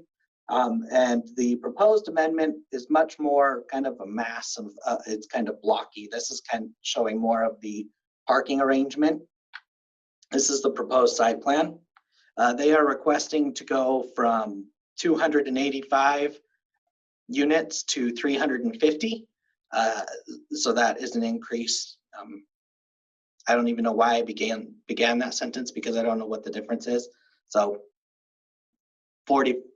65 units. There we go. I can do math in my head. Look at me. I'm like Jared. I like colors and shapes. I don't like numbers. All right. So they are proposing to shift this into 2 phases. So this is the south side. So phase 1 would be the south side with 200 units and a portion of the commercial. And then phase 2 would be the northern half with 150 units and the remainder of the commercial. Excuse me. And this is the approved, again, kind of showing you the more illustrative site plan. This is the proposed. It's more kind of almost a figure 8. Sorry, hold on one second. I'm getting. So with that, that's largely the changes. This is again just an amendment to their current conditional use permit application. They are proposing to increase the parking as well. I apologize, I didn't include that in the slides here. But we are recommending pretty much that you approve the amended site plan with the additional units and the additional parking as well. So I'm happy to take some questions should you have them. Any questions for Zach regarding this? Travis has one. Travis, fire away. I'm just curious if the conditions have changed since the last time we heard them. Has anything been added? Anything been taken away? I do not believe anything's been taken away. If anything, I believe fire added some additional stuff. I think it's just from, oh, one thing I did want to mention, and I apologize, it was in your staff report, but it's not in the conditions, but it is in the conditions. It's condition number 3, is the applicant shall work with Murray City Water and Sewer to install a 10-inch water line. It's mentioned in the staff report that they have entered in an agreement with the city to work to install that. So this is a project that is moving forward. So that is quite a bit of a cost. So they are working with that with the city. So I wanted to make sure that you guys are aware of that. Most of these, I believe almost none of these have changed from before. Were they able to establish ownership of the road on the south end to be able to connect all the way around? They are still working on that, I believe, and they can probably speak to that better than I can. Okay, thank you. Zach, I think we may have talked about this last time we discussed this project, but there's a considerable amount of higher density housing through the area. Is this 65 additional units going to impact the Horizon Elementary, which I think they're probably most all of them will be attending there since the K2 school is closed. that been brought up to the school district at all? We do send notices to the school district for these things, so they would have been alerted. But I have not heard any comments from the school district. Okay. Well, all righty. Is the applicant here? Zach, can you let Oh, me? yes, sorry. I was reading a chat from Ms. Milkevich. I apologize. Hold on one No, that's cool. That's cool. We'll just wait. So, all right, Mr. Bishop, welcome. Thank you for joining us on this wonderful Thursday evening. And, well, we got 2 Mr. Bishops. All right. Yes. Yeah, there's myself and then my partner, Dan. Perfect. So I'm Eric Bishop. I do have a few things, although Jared told me to be quiet, so I'm not going to say a lot, or at least as much as I could otherwise. But when you're invested in a project like this and it absorbs so much of your life, you just like to talk about it. So anyway, I guess in response to Travis's question, the road to the south, we are close to resolving our ALTA survey. And prior to doing that, we've been working with the B&H Storage group that owns the storage facilities to the south of our property, doing a boundary line agreement. And once we get that done, then we should be able to finish our survey. The preliminary indications from our revised new ALTA survey is that we do control the road. And as you'll recall from the site plan, not only is our primary access going into the parking lot from those areas off of Erickson, but then it also switches to a private lane or a private section of road as it goes to the very south end of the property. And so again, we feel like we've made good headway that way. Ned had talked about the higher density and the potential impact on Horizon Elementary. I might just mention that a project of this nature, we don't have any 3-bedroom units, very few 2-bedroom. Most of our units will be studios and 1-bedroom, which really accommodate people that don't have kids. And so although we can't say there won't be any kids in the property, we certainly wouldn't take any movements to try and keep kids from there. We want kids around, but it shouldn't have a big the school system just by nature of the project. Our target market, by the way, is a 27 to 30-year-old female. They'll be the decision maker, whether they're married or single. And so a lot of what we've done and the decisions that we've made on the layout and the security to the site have been driven by that target tenant that we have. So I know, Ned, that doesn't entirely answer your question, but that's at least what we've been anticipating. In addition, just other positive things that have happened since we met last, in addition to the water line agreement that Zach referred to, which we believe will significantly enhance the fire flows, not only to our property, but to surrounding properties. We've also done the boundary line agreement, and that's been very time consuming. And then we've spent quite a bit of time with FFKR and other design professionals trying to refine our floor plans and just the attractiveness of the site. Zach, I don't know if you can pull up the rendering, but the rendering would show you, again, an idea of again, we just think this is going to be a beautiful project and in this location. Why we're asking for an amendment, this location, as you know, is an area in transition and has been targeted for redevelopment. It's completely surrounded by industrial properties.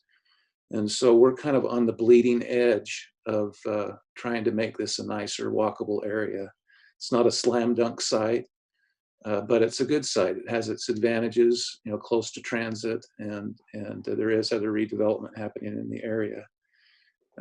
During the last few months, since the COVID pandemic kind of took off and sprouted its life of its own, the capital markets, both the debt and equity capital markets, have become very dysfunctional. They're starting to normalize in more recent months, but as we have been trying to address these capital markets, both equity and debt, it became apparent that to have the flexibility of a 2-phase project would allow us to access capital more readily. And so although we're not throwing out the E-shaped option on the left, we just want the option to be able to go to the capital markets and capital partners with really both options and see what we can make happen. So that's really kind of our motivation, is to have that additional flexibility, which should translate to a reduced lease-up risk and help us with absorption. The vision that we have for the site, I know that it's shown in the renderings and the site plans, and we've tried to be very thoughtful.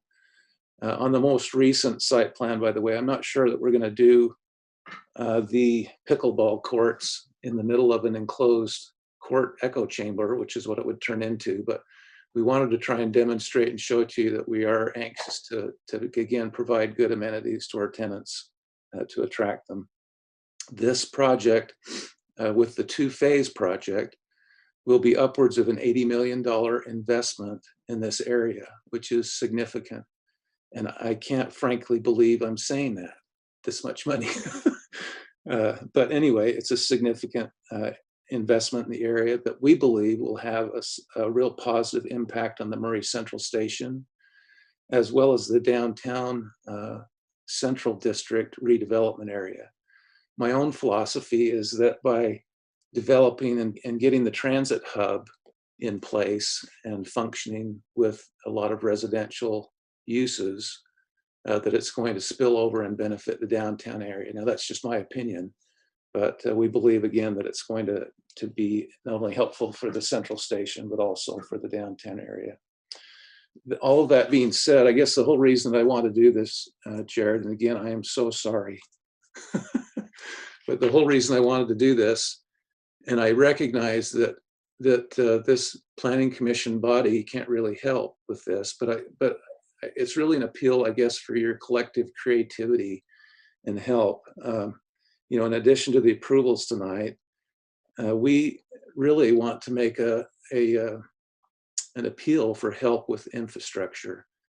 With the amount of money that's being invested in this site, there's currently no RDA in the area, and I know that that's not in your wheelhouse.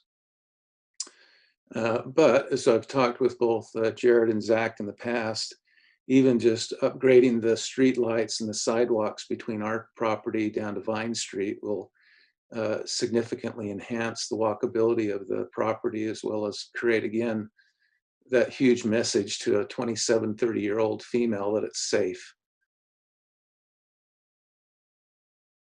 Really a true public-private partnership. We're making that appeal, and hopefully some creative thinking can go into that by collectively all of us. So I've said way too much. I am so sorry. But any questions or other concerns that either Dan or I can address? Any questions from the staff, from the commission for the applicants? I might make a shameless plug. I was raised in Murray. I'm a 5th-generation Murray boy, and even had a grandpa that caught tuberculosis and died because of the sampling mill. We are really, personally, I've never done a project in Murray. I've just had such a positive experience with Jared, Zach, and the other staff members. We really want to do this right, and we want to make it a good project for a lot of reasons, not only the personal connection that I have with the city that I just loved growing up there. Well, thank you for that, Mr. Bishop. One question for you is, have you had a chance to review the 6 conditions? Yes, sir. And are you able to abide by those? We are, yeah, and we're planning on it, have been moving forward on them so far with them, so thank you. Thank you. Any questions for the applicant from the staff? Any comments? The commission? Okay. Jared, I guess, and I want to make sure, obviously Mr. Bishop understands, I know both of Mr. Bishops or Bishai, I don't know the plural of bishop, but I'm sure it's just bishops, but that obviously the planning commission can't really say, yes, city, go ahead and put some money in, for, that's not our our wheelhouse, as you admitted, especially since one of the conditions talks about being able to put in the 10-inch water line. And in our report, the staff, they do talk about how if that is not able to be accomplished, that this, there should be some denial. So I guess my question is, Zach or Jared or even Melinda, whoever wants to take it, has there been some discussions on this, or is this something that you just take offline for another session? It's really something that would be offline. Okay. We can put, I mean, there's no real nexus to this application to get right. the kinds of improvements to commerce. But if the power department were, for example, looking to replace streetlights or whatever, we'd push them this direction, of course. So that's the kind of thing we can do outside of establishing some other kind of RDA type area there. And that's out of our purview here. Yeah, and I understand that. I just want to make sure, obviously on the record here and understand, from the applicant, to make sure that we know that we're listening to them, and we want to try to do everything we can. We understand the significant investment and also the benefit and the upsides to it. So, and I also understand that this application, I mean, the condition says that the applicant shall work with the Murray City and Sewer Department. So, however that is done is stuff outside of here. We just know the project can't move forward without meeting the conditions. So. So with that, we'll go ahead and open it up to the public comment. So have we had any public comment at this point, Jared or Zach?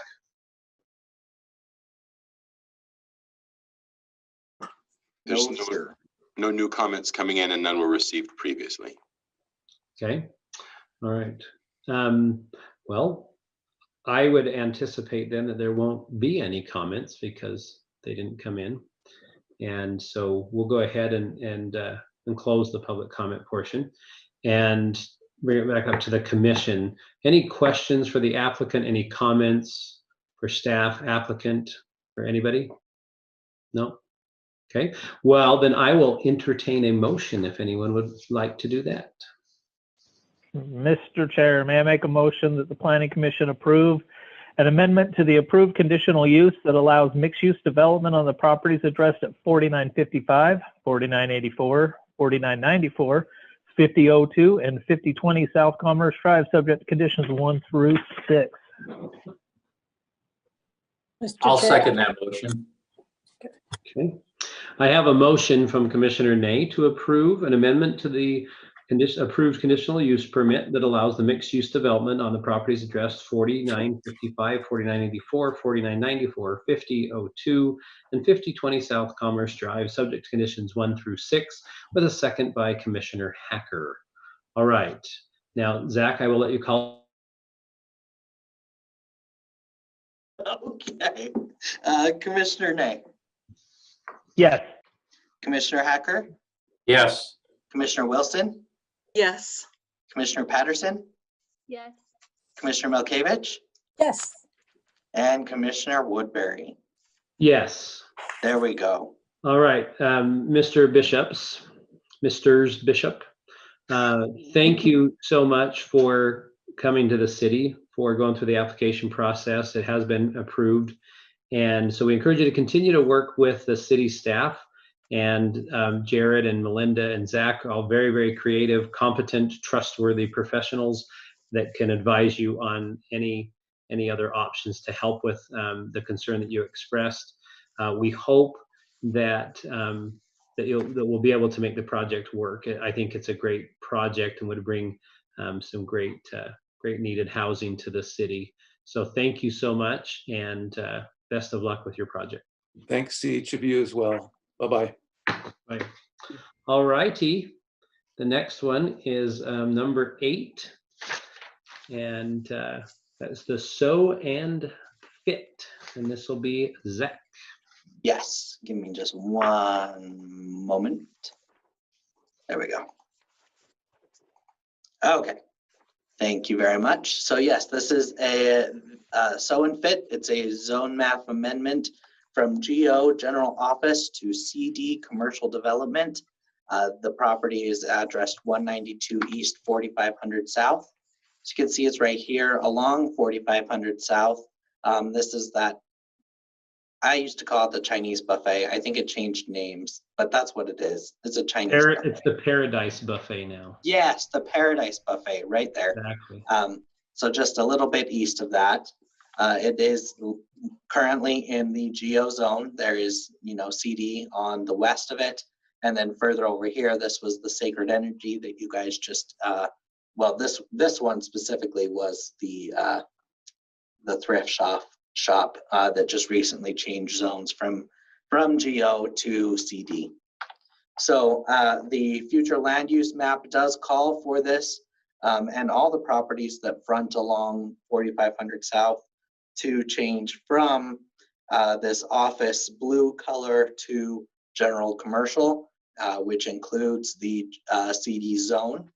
So to wrap that up real quick, we are recommending that you forward a recommendation of approval to the City Council for the zoning map amendment for the property at 192 East, 4500 South, from GO to general office to CD commercial development. I think that might be the fastest I've ever done a presentation. So I think it probably is. Well done. I remember, you probably don't remember Ray Black, So not Ray. Who was the one that retired? Was it Ray, Jared? Remember? Yeah, Yeah, sometimes Recently? he was very, very thorough on his presentations, and sometimes it was a very easy one. And so, we had to let him go through the whole presentation. So That was Ray. that was Ray. So Yeah. well, if you'd like, I can go back and start all over again. That's well, you did a great job. I'm complimenting you. It was wonderful. It was Thank one of you. the quickest in my 9 years on this. It was super. So well done. Any questions for Zach on that? Did you catch all the information with his lightning speed? Mhm. Okay. No questions. See, Zach, it was that thorough. Good job. Yeah. All right. Is the applicant here? Yes, and Mr. Ahar, you Okay. are now allowed to unmute yourself and speak.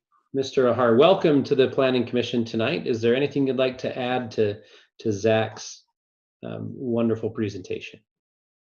No, that is it. Hi, everyone. Hello. Good afternoon, and thank you so much for let us to just a little talk. And I don't have anything to say more than that. Just I want to change the zoning map. That's it. Okay. Well, thank you so much for attending tonight. We will, there may be some questions for you. So if you want to hold on a little bit, we will bring it to the commission and see if there's any questions from the commission for Mr. Ahar. For sure. Any questions? I don't have. Okay. All right. We will go ahead and open it up to the public comment at this point. Have we had any public comment so far, Jared or Zach? Jared's on mute. No, we haven't had any new comments coming in on that. Okay. Yeah. All right. Okay. So no public comments. Oh, is that vibration? Is that a public comment? No, it was a question. It was a question actually on the previous project about parking ratios for the project. A Bonnie View one? For Bonnie View, yes. Yeah, we'll let you It came in after you had closed it, but sorry. it's just a question about the parking ratios for the project. Zach, you could correct me if I'm wrong, but they were just about 2 per unit on Bonnie View, although the code would allow them at 1.25 or 1.15 that close to the station. 1.125, yeah. Yeah. But they're planned for more than that. I think they were 1.4. Sorry, I don't mean to get off topic onto the. That's fine. Well, I appreciate you at least acknowledging that did come in and that we answered it here on the record. So so thank you for that. But if any public comment, I don't want to be too quick on this one. So anything? Okay. All right. Well, then I will go ahead and close it. And I'm sure there'll be plenty of time. If something comes in, we can come back and address it. But we'll close the public comment portion of this, bring it back to the commission. Any questions for the applicant, or if someone wants to make a motion, that would be super.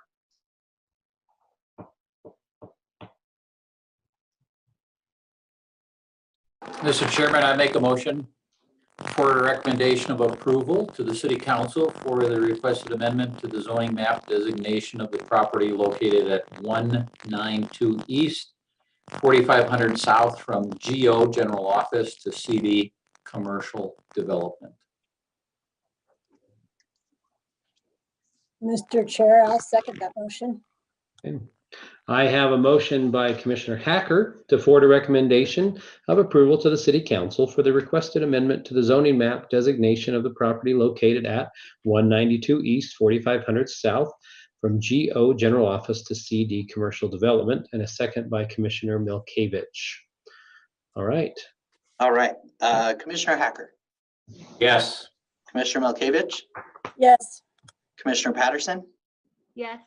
Commissioner Wilson, Yes. Commissioner Ney, Yes. and Chairman Woodbury. Yes. All right. Mr. Ahar, it passes unanimously, at least the forwarding to the City Council. So the next step will be, this was the City Council, right? Not to the mayor? Yes, So, City Council. so the City Council will bring it up on one of their future meetings, and you'll be notified of I'm sure when that meeting will be. But thank you so far for choosing to do business in Murray, and we wish you best of luck moving forward. Okay, thank you so much. Have a nice night. You too. Okay, item number 9. I know Jared is really excited. Lots of pretty colors. No, not a lot of numbers, a lot of colors. So Jared's on mute again, so I can't hear you soliloquize. Is that a real word? So go ahead, Jared. You're still on mute. Did Zach Yep, mute I'm you? good. Sorry, I just need 1 second to get my screen up and shared. So While Jared's muting himself, I'll just go ahead and tell everyone I forgot to turn my video off. So I hope you all enjoyed watching me clean my whiteboard and Beautiful. got all of my projects in. You're welcome. Yeah, it wasn't on the whole time. So yeah, we didn't see everything, but that's all right. That's the world we live in, Melinda. You know, it's I'm sure we've all heard stories of worse things that have happened on video conferences. So Very true. Thank you. but it's good to know that you take pride in your office. I appreciate that. That's great to know. So are you all seeing the slideshow again? Yes? well, I'm seeing your speaker notes. So Oh, we can that's see. not the one I want, Jared. Hang on. No, we can see what's coming up. Well, yeah, you're supposed to be seeing the other screen. Well, we would like to, because it shows a little bit better, but now we can see, you don't even have any notes. You just speak off the cuff. That's amazing, Jared. Oh, absolutely. You know perfectly well I do everything off the cuff. So Yeah. while I'm getting this working, I'm going to just go ahead and let you know that my favorite part of the week so far was when Mr. Bishop low-key recognized the universal truth that 27 to 30-year-old women, married or single, make all the decisions. And everybody just let it pass. Well, because the reality is the age is not indicative of that power. I think all women make decisions, Jared. Let's just be honest. That's true. I'm stopping the share so I can fix the share. So this. Yeah, I'm not, okay, hang on. I need my, sorry. Give me 1 second, guys. You're fine. Fine. Scott, I'll go ahead and say, as a point of clarification, I can make any decision I want to, as long as my wife says it's okay. Exactly. It's just, it makes for a happier life. Yeah, exactly. So, I can make any decision and express any opinion I want, as long as it's approved first. Larry got a little sign that says happy wife, happy life, and has it hanging in our family room. Well, and knowing Smart Larry, man. It's worked. So far, so good. Yeah.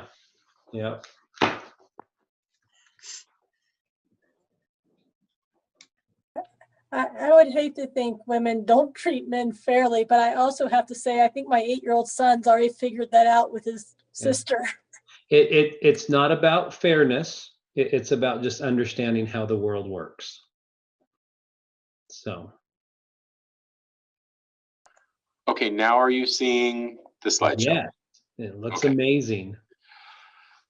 Thanks. And all it took was Zach to save me from it. So that's good. All right.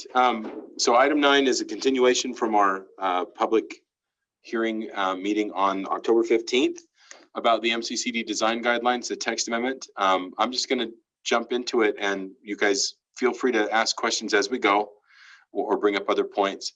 What we've tried to do is,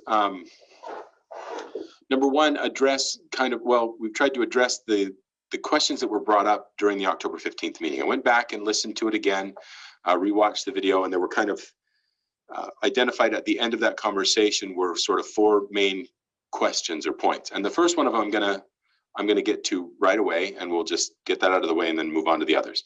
So the first one had to do with the mapping. So there was a question about what there was always a map contained in the design guidelines that had been adopted previously and that are still on the books. And there was also, and whether or not we should have a map included in the design guidelines that we're proposing. We didn't include a map, and we still don't believe that we should for a couple of reasons. And they're outlined here pretty well. 17-170-020 before last year, about this time last year, used to define the boundaries of the MCCD zone in the way that you can see they're struck out. We removed that from the zoning because there's not another zone where you define the boundaries. The zoning map defines or decides clarifies where that zone is applied. And the map can be changed, and you don't want to have to change the text of the ordinance every time you change a property from a zone. For example, this, can you see the cursor? Are you seeing the right screen? No, you can't see the cursor. You can't see the different map. So now can you see the map and okay. So I'm just going to do this in a different way. Now you can't see it. Sorry. All right. So we struck the description in the boundary description of the zone that was in the ordinance previously last year because of the changes that get made. This property where the transformation center is located was in the MCCD zone. It was removed from the MCCD zone, and so the map changed. So the description that's in the design guidelines right now, the ones that are on the book, is wrong because that wasn't modified when we changed the zone of this property from MCCD to CD. It's not a good idea in general to have a map in your zoning ordinance. That's not the zoning map. So we don't want one in the design guidelines either. If you have issues with that and take issue with that, let me know what I'm missing. But to me, it's a bad idea. So I'm still recommending that we not place a map in the design guidelines. Moving on from that, I wanted to focus a little bit on the purpose statement. We mentioned that we wanted to talk about the purpose of the zone and how that relates to the design guidelines and how it informs them. So I'm just going to read this if that's all right. The Murray City Center District is envisioned as the commercial, civic, and cultural center for the community and is intended to enhance physical, social, and economic connections by redeveloping downtown Murray City. Jared, I don't mean to interrupt. Yeah. But I don't think your slide changed. Okay. Now, is it changed now? Yes. Yeah. Okay. All right. So now, yeah, I appreciate that. I thought I was seeing the wrong screen. I'm glad to know that's the case. So the purpose statement says those things that I said, by redeveloping downtown Murray City, resulting in a richer, more vibrant cultural environment. The 2017 Murray City General Plan suggests that the city center should include development which is pedestrian oriented with a strong emphasis on the urban design and streetscape. The regulations and design guidelines of the MCCD are intended to promote mixed-use development, encourage pedestrian-oriented design, promote development opportunities, and increase residential and commercial densities. The anticipated development model promotes sustainable, mixed-use, transit-oriented uses with neighborhood-oriented commercial, restaurant, civic, cultural, and residential spaces to promote street life and activity. Now, the purpose statement, all of the things, all of the principles and practices that we've included in the design guidelines support these statements. That's not to say that the existing design guidelines or the design guidelines that we're proposing to repeal and then replace with these proposed, that they don't do this. They support these things too, but they support them in different ways. And I think it's important to note that. Also, if you remember, and I know it's kind of just a trip down memory lane, but the purpose statement in the previous version of the MCCD zone was 2 or 3 pages long and had listed a bunch of goals. Among them were things that were no longer really as heavily promoted in the MCCD zone. Historic preservation among them, and we're going to talk about that more as we get through the project. That brings me to a couple of other things that I wanted to bring out. The design guidelines themselves were called out in the previous MCCD zone in 17-170-030 that you can see at the top of the screen there. City Council adoption of City Center District Design Guidelines conformance. The Murray City Council shall adopt Murray City Center District MCCD design guidelines. Property located within the MCCD shall be developed in conformance with the provisions set forth in this chapter and with the MCCD guidelines. That language is significantly different from what's in the current adopted MCCD zone, 17-170-020, because we no longer needed 020 for the boundary description of the zone. The Murray City Council has adopted the Murray City Center District MCCD design guidelines. The guidelines shall be consulted during the review of proposed development in order to provide guidance, direction, and options which will further the stated purposes of the MCCD. Wherever practicable, development should adhere to the objectives and principles contained in the design guidelines. And now I'm reading these to you not to bore you to tears, but to set up a conversation about how the design guidelines are instructive and inform development applications in the MCCD zone. That was one of the other questions that came up, was how are these even useful if they don't have any teeth in them, I think is the phrase that gets used. And I wanted to address that. And I can't address that appropriately without pointing out that it used to say shall, it no longer does. But that doesn't mean that they don't inform development, and I'll get to how they do that in the next few slides. So Zach had a slide in the previous presentation, what are design guidelines, and it said their best practices, their principles, sound principles of urban design, et cetera. I took this statement, it's one that I found in looking at other things from Alameda County in California. Design guidelines are a set of discretionary statements, and development standards are a set of threshold requirements. Both are intended to guide land development to achieve a desired level of quality for the physical environment. And I have that in here for you to bear in mind as you look at the next few slides. So design guidelines versus development standards is what I want to talk about right now. We have development standards. They're contained in our MCCD code itself, in the ordinance itself. In this particular code, the design guidelines that Alameda County uses are in the same document as their development standards, but they are in fact distinct things. So this is just taken right from their design guidelines for residential mixed-use projects. That's one of their different design guideline sets. But I want you to notice a couple of things about it. This is just a few random pages from that document. This is one of their design guidelines dealing with development intensity, with aspects or principles like design projects to enhance the visual appearance of the street and district in which they are located. That's a broad statement. There's no teeth in that, but it's part of the design guideline. And it informs with these pictures, these visuals, to try to help developers understand what they're trying to achieve in the zone. Another standard, another guideline in those sets, building relationships to the street. You'll recognize a lot of these same kinds of principles. Local active uses on the ground floor, locate active uses on the ground floor and provide continuous storefront windows. The same kind of thing that we're talking about. Another, auto circulation, site access and driveways. Many similarities to the kind of things that we're talking about in our design guidelines, and even just the formatting and sort of the depth of detail. Now compare that to development standards that are a different document within that code. This is their maximum densities table. We treat densities, and we have very specific allowances for how the densities work in mixed use zones and in the MCCD zone, but it's not contained in the design guidelines. It's part of our development standards, which are part of the actual ordinance itself. This is a table that deals with their residential standards for how you site the building and their coverage, ground floor commercial space requirements. Again, you're all aware we have those kinds of requirements. They're just not in our design guidelines. They're in our development standards, which are part of our ordinance.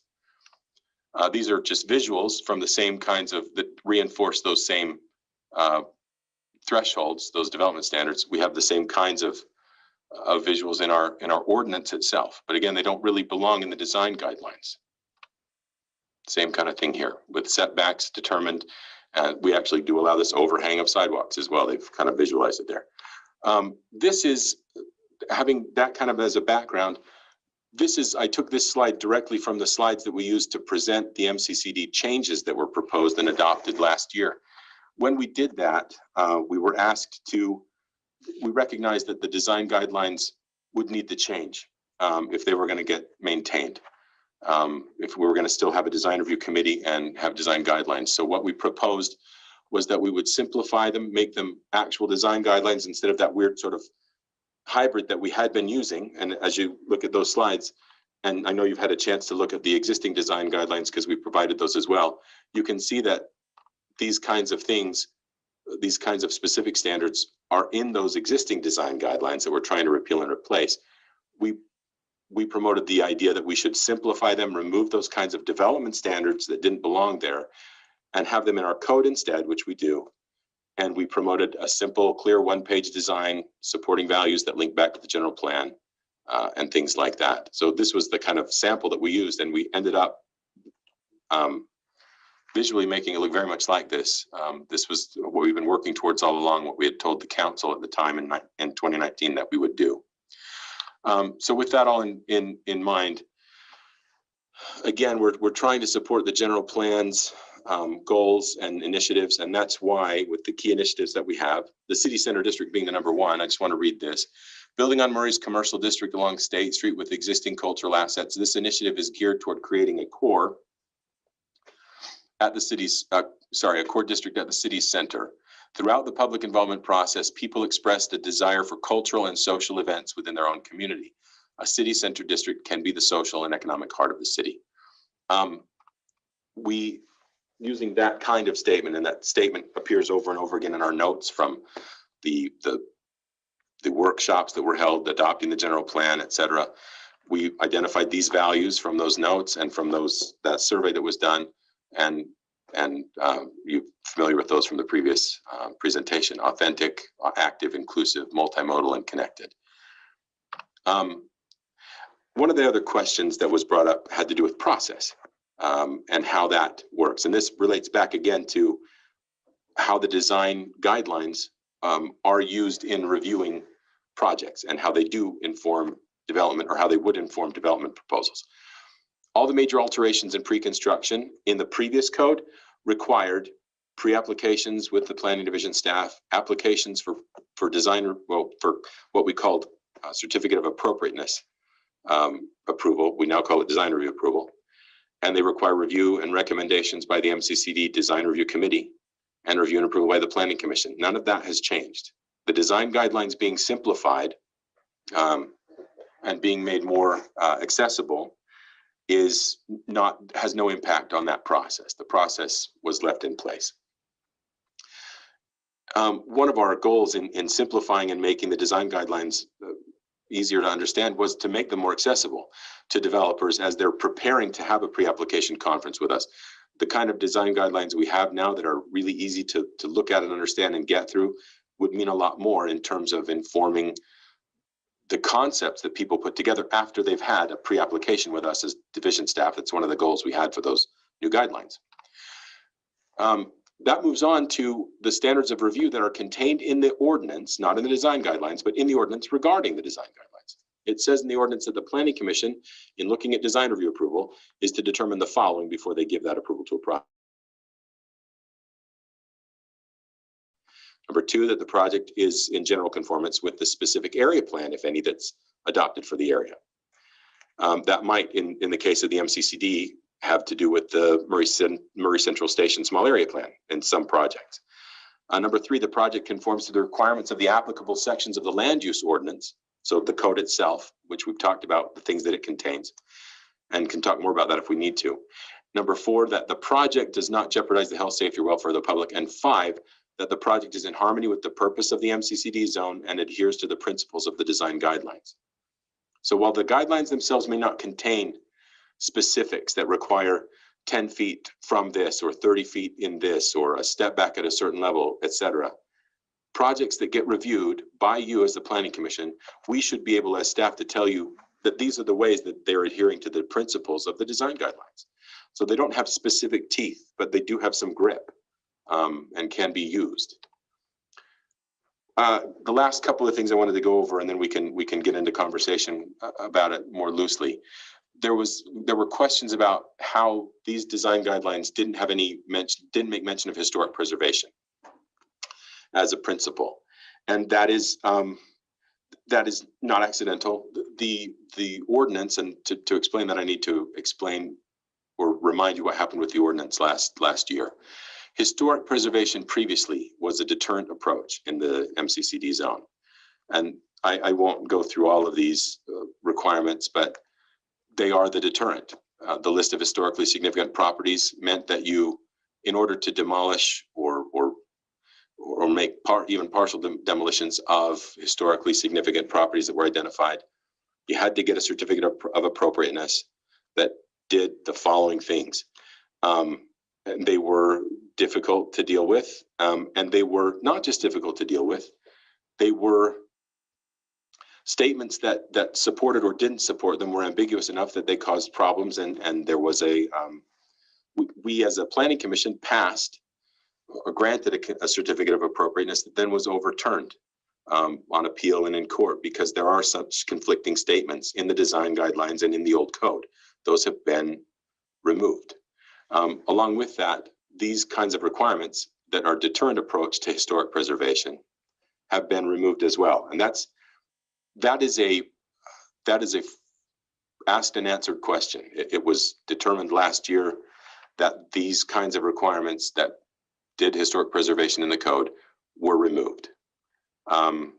So as that relates to the design guidelines, there's nothing in the design guidelines about historic preservation, because right now in the code, in the MCCD ordinance itself, it's an incentive-based approach. It's not a big incentive, but it's what we got passed by the council to at least support people rather than deter them from removing buildings, support them in trying to keep them if they would. So we waive permit fees, we waive application fees, and those can amount to be significant amounts on big projects if people are renovating or keeping a historic building in the MCCD that's on that list of historic buildings. Otherwise, they can be removed from the list, and none of the rules apply to them. And most of these rules have all been removed at any rate. So there isn't anything in the design guidelines about historic preservation, and there isn't really anything in our code anymore to tie design guidelines to. There's no relevance anymore. That's why there's nothing about that. I don't know how to explain it any better than that. Sustainability was another question that was asked. There were extensive requirements for third-party certifications like LEED in the design guidelines that were really development standards previously. Those were removed from, they were also duplicated in the code itself. Those were removed from the ordinance. In the current section 17.170.080, that's sustainability in the MCCD ordinance right now, there are no third-party certifications required, although they are encouraged, and public buildings are supposed to comply with high performance building standards. Our current 2 public buildings that have been approved do. And it does have language that states the city can provide incentives if people do look for and achieve third-party certifications, but you have to define those incentives through a development agreement, so it's a little open. The focus of sustainability in the code is on water conservation, stormwater management, energy efficiency, and support of transit and active transportation. And it ends its section by stating that sustainable development principles and goals are recommended as standards in the design guidelines. And again, those design guidelines are just enforced through the standards of review. So they were really designed to be a tool for us to use as we review projects to present to you as a commission. So the design guidelines themselves, I just threw a couple of snips from the sustainability guideline in the proposed guidelines.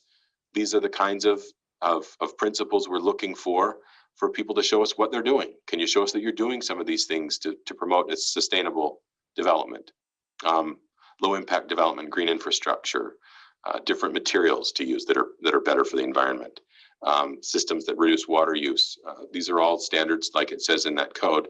So we're trying to call right back to that MCCD ordinance itself with these guidelines to support it. So that's my presentation to show you why we have proposed what we've proposed.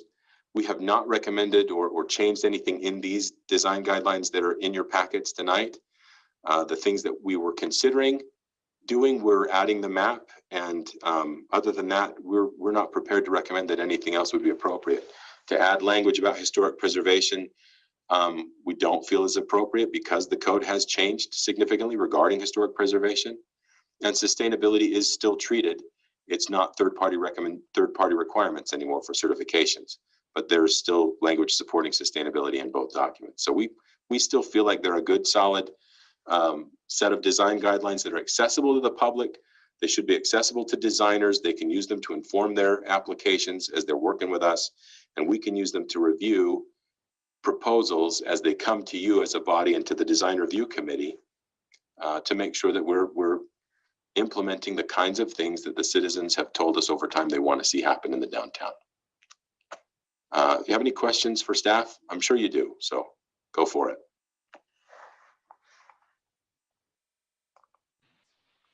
Go ahead, Travis.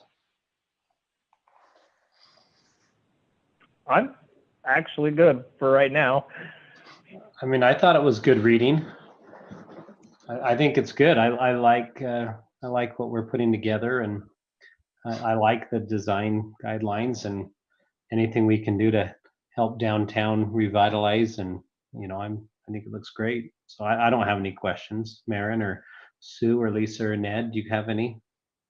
I just had one comment on the page that talks about guideline 11, meaningful light.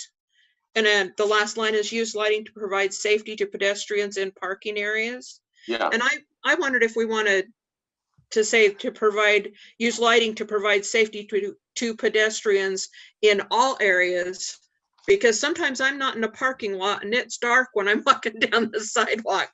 And if, to make it friendly and walkable. Yeah. Okay.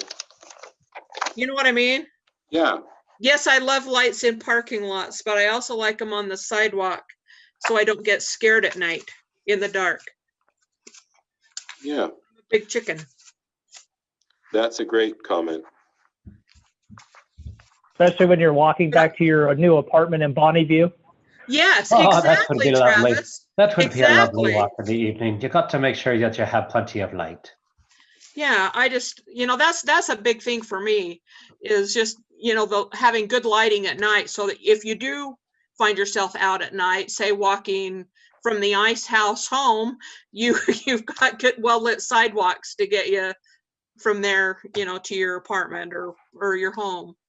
Yeah, that's a great comment, Sue. That's easy language to add, and it means a lot. But I loved it. I thought you guys did such a great job. Such a great job. Anything else? You have to ask questions because my wife accuses me of using my words to beat people into submission. So I was trying to find the words that say just that. Because you didn't change anything. You just presented it so darn well. We don't have anything to say. my wife would agree with you. She'll tell me to stop talking sometimes. So I'll be quiet and you guys talk about whatever you want. I promise. Keep talking. You make everything sound just fine. See, for me, it was just you did a lot of colors and pictures, and so it was like, yeah, it's got to be good. Yeah, there you go. Well, and this is, I was going to say, this is, and I didn't hit the point, and so I'm doing it now. You forced me to do it more.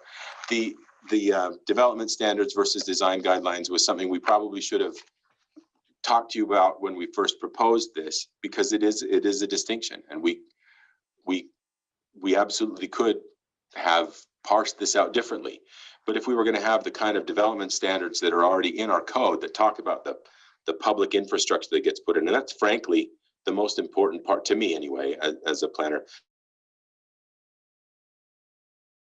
Public realm that's 12, 15, 20 feet maybe, where all of that activity is taking place, that's prescribed by the ordinance itself. I wouldn't leave that kind of thing up to design guidelines. I want the design guidelines to give people ideas about what to do in that space but I want my code to require them to provide it. But I don't want to dictate everything about it necessarily. I want there to be some freedom for the architects and the designers to make things more interesting. That is how you get a unique place that feels natural, that feels authentic, because Zach and I didn't design the whole thing and make it look like, you know, a Disneyland kind of experience. Not to disparage Disneyland, sorry, Zach, but you know, That's great. that's how I you don't get have a problem with that. Yeah. Mr. How Hall, dare you? I want it to be Disney. I know. Mr. Hall, I was trying to find the words to follow your wonderful presentation. I was going to say, you know, I recognize that not much had changed from our last report, but it sounds so much better and so perfect right now. And I was going to say something along the lines that you know much more about planning than I, and I have faith in you. I just hope the outcome is as beautiful as the way you describe it. Sure. Well, we all do that. And that's the difference is we should have really kind of parsed out and explained the difference between the development standards that are in the ordinance. And some people don't do it that way. Your ordinance could be 2 pages long and you have a set of design guidelines and a set of development standards. We've not gone that way. We have more development standards in the code itself and then just these design guidelines separately. So we did have a public hearing last time. If you wanted to, and I think we opened and closed that, but we continued the item to now. If you wanted to open a public comment portion again, Scott, that would be fine. Sure. Let's open it up for public comment. We don't have anybody registered to speak, and we didn't get any previous emails, but we did get an email just now from Kim Anderson, and I'll just read it for you, and then we can talk about it. What has happened to the requirement for a base of limited height? I think 3 or 4 stories at the walk State Street, which allows the older buildings on State Street not to be overshadowed or smothered by the new buildings.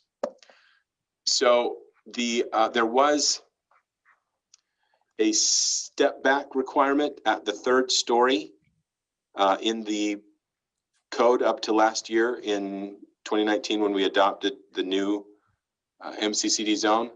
That was removed, the required step back at the 3rd story, because so many buildings are the city center district stuff in the general plan calls for this to be a low to mid-rise area. We're not looking at 24-story buildings or anything like that. We capped the height at 10 stories.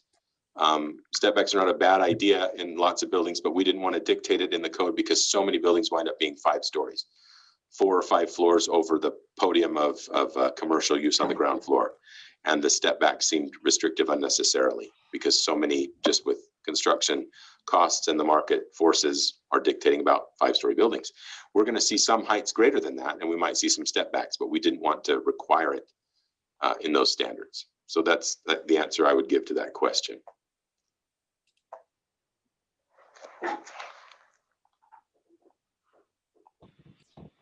Nothing else? Nothing else coming in now.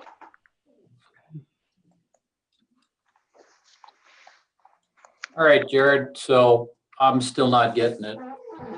Sure. I think the design guidelines are still there. They tell the developers, give them more guidance. I mean, it's not mandatory. None of the stuff in there is, you will do this. I mean, we talked about LED. It says we want to try to do it. It didn't say you have to do it. And I think it's easier to read and find things that we would like to see happen in the MCCD versus the ordinance. I mean, I've gone through the ordinance a couple times and I can't find crap in there. So I don't know. I'm still looking at the design guidelines, guidance, as being something that you can pick up and you can actually find, okay, so what's the city kind of looking for in this area, that area? I can't find it in the ordinance. And it's certainly not in the new design guidelines. So I'm not getting it, guys. Sorry, I don't. I've been listening and I've been doing a lot of reading the last 2 weeks.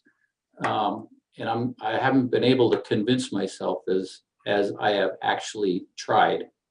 Sure. And I think I'd probably start by saying it's some of it, I think, Ned, is a function of the fact that they are very different. There's nothing inherently wrong with the design guidelines that we had. It's just that the direction was that they were, and there was some confusion.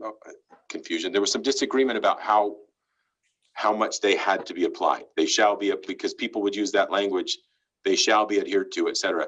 And then no matter how much the language in the design guidelines themselves said, well, think about this, or try this, or we'd like you to do this, it was being viewed by some people as, it says you got to do them. So everything in there is a rule. Everything is LID practice on every single project. You have no flexibility at all. And it's making it too restrictive for development, and that's not what we want. So whether that's right or wrong, I can't really say. But that was the view when the rewrite was set in motion. And what we tried to do as staff, if I'm being 100% honest, was salvage everything that we could instead of having the zone go away in favor of other zones or other things entirely. The initial recommendations were for the DRC, the Design Review Committee, to not exist anymore, to be disbanded. We wanted to see that remain. The planning, and when I say we, I mean the Planning Commission. Planning Commission's recommendation was to keep it, and the City Council ultimately agreed and said we should keep the Design Review Committee and we should keep design guidelines. However, there's too much confusion about how they get applied and how that works. So they need to be rewritten, and you need to make them simpler, one page, easy to read, easy to access the ideas. Now, there's not going to be anything in them, Ned, that says, there's not going to be the detail in them that was in the previous design guidelines, like you said, and that's true. But I don't know that I agree that makes them harder to read. It may make it harder for you to find a specific box you've got to check and say, well, I ought to do, they want me to do this. There's not going to be that clarity. There's going to be suggestions that we want you to look at ways to implement LID, for example, in many different ways, or maybe you can choose different paving materials or whatever. There's just going to be suggestions as opposed to specific items that you could check off. But that's what they wanted us to write. So that's what I tasked Zach with over the summer, and he's put a good portion of his blood and sweat and tears into it. But I think that's what it's for. And I know it's hard to find stuff in the ordinance itself too. It's not easy to find everything that you want there, but yeah, we view the design guidelines as we've proposed them as just a kind of almost like a comparator, a measuring stick to look at proposals that come in. And people come in all the time and ask us, well, what are you guys looking for? What's your commission looking for in a project? What kind of things, what kind of projects do you want to see downtown? And we want to be able to say, we could with the old ones too, but we wanted to be able to say with these design guidelines, we're looking for projects that will kind of respond to these kinds of issues, that will look at how the building is related to the street in these 5 or 6 different ways. And you don't have to check them all off as boxes and do all 5 of them, but show us how you're going to do that at least. And anything that's super important or really important and overridingly important, like visibility into the ground floor as a principle, has been written into code itself instead. And that was doubled up on in the old version. In the old version, it was written as a requirement in the design guidelines, and it was written into requirements in the code as well. Now it's just a requirement in code, and design guidelines are going to reference that kind of activity. That's kind of the difference.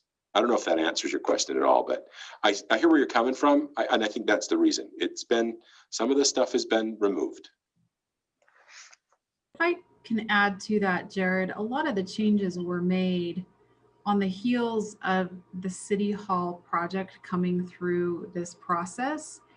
And I think the feedback with our own entity putting ourselves through our own process was that the elected officials, the executive side of the city, felt like it was too restrictive. It was imposing too many mandates and really took away a lot of flexibility that the architects and designers had to design projects that they feel like would work. And so we were given the direction really essentially with the rewrite, and then ultimately the rewrite of the code, and ultimately the design guidelines. We were given the actually deregulate. And so with that context in mind, you know, that's one reason why the ordinance we initially proposed to you last fall didn't include the design review committee. Jared mentioned that ultimately the design review committee lives on, but part of the trade-off of having that live on was to try and scale down and simplify those guidelines so that there wasn't 120 pages of guidelines and specifications for people to sort through. It was left more open and flexible for those who are coming through the process, designing buildings and planning their sites.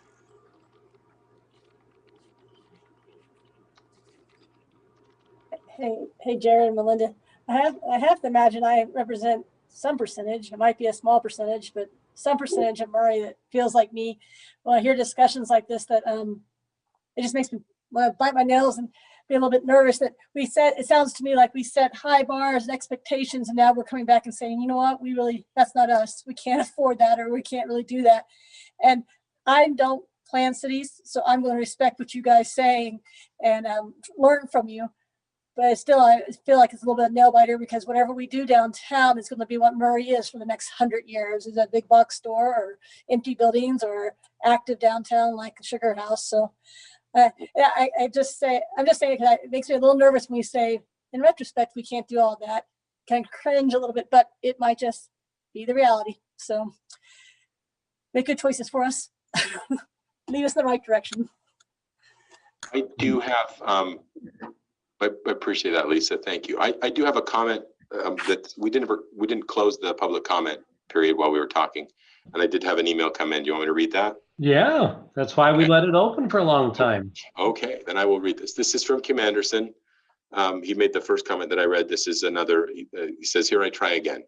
Planning Commission. The following was written for the RDA meeting Tuesday regarding the RDA property at 4800 South and State West Side. Though much can be used here. See mostly the portion in bold below and further below in bold. I'll forward this to you as well.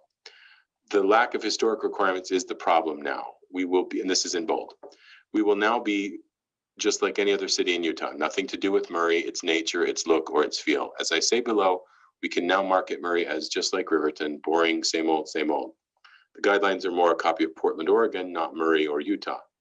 I've spent some time reviewing, and this is what he was mentioning he had sent for the RDA comments. I spent some time reviewing the proposed development plans for the west side of State Street that will be before the RDA today. I've also driven the area again. I understand that the city wants to get something going in this area of the city. The public wants something done, but we want it done right. My first thought is that it is smart for the mayor to bring this to the council during the pandemic when there will be little input. I hope I'm wrong. Second, I find the most interesting part of the proposal are the existing buildings that are to remain.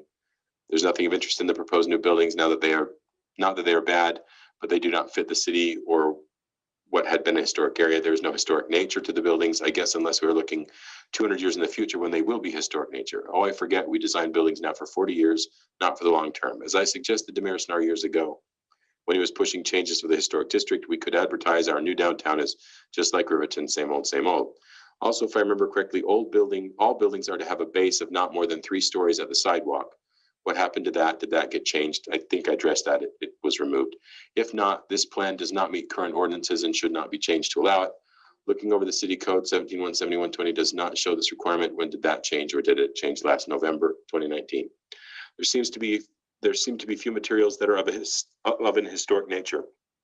Excuse me. The design of the Gibson that was built by Zwick Construction has more interest than what is being proposed for this project, but still no Murray connection unless you connect to the new hotels on 5300 South. Very little interest at all in either for our downtown. Holiday City has a nice downtown.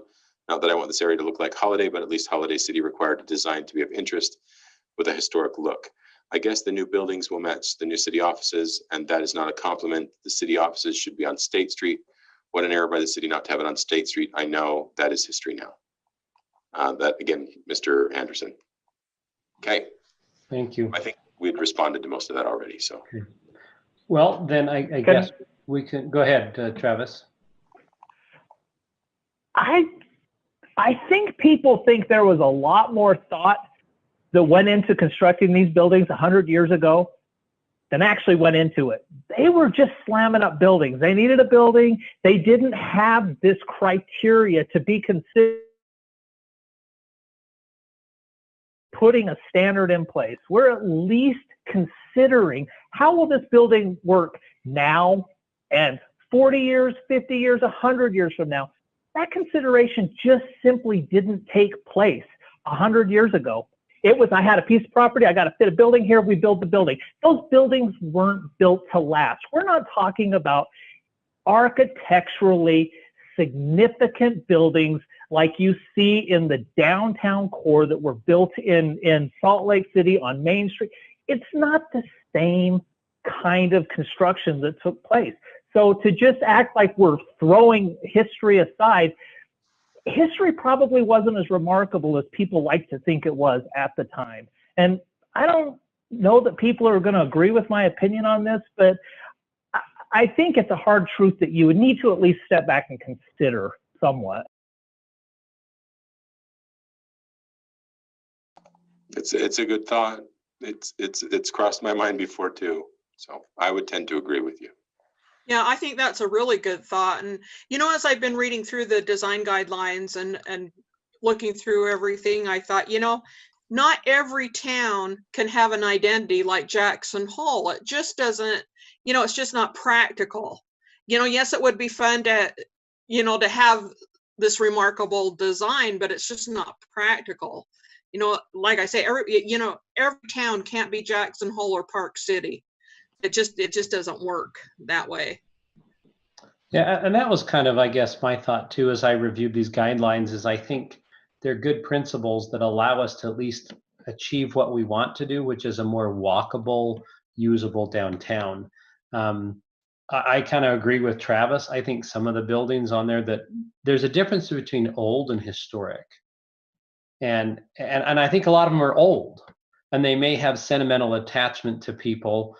You know, and to them that becomes important. But I think, you know, we need guidelines that allow us to create what we want in the future, which is a walkable, usable downtown.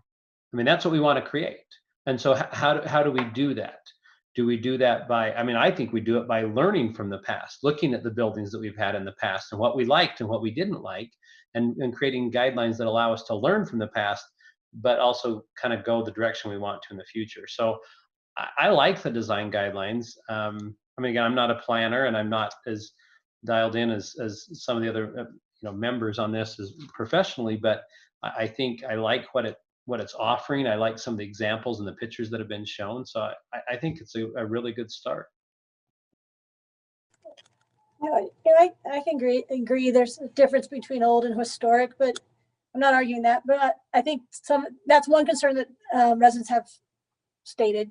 But another concern is making sure that we're making decisions that are best for long term, and not just the decision that brings in somebody that'll build something there, because you can build ugly things in the wrong place. So we're trying to make all those right decisions at once, save what's worth saving, also build something that's worth having. I'm not the expert there. You know, it's funny, and I'll just give you my thoughts and wax sentimental for a minute. Like Scott just said, I'm not a planner. That's not true. You're a 9-year planning commissioner. You're a citizen planner. All of you are. And you do a great job of reviewing these items and taking, making sure we're on track as your professional staff, and questioning us when we need to be questioned, and making sure we toe the lines and provide you the information that you need. So you absolutely are planners. You're citizen planners at the very least. And a lot of you have great backgrounds to do that. And to that, Jared, I will bring this up, what I brought up when we first brought in the city hall was, Lisa brought it up earlier.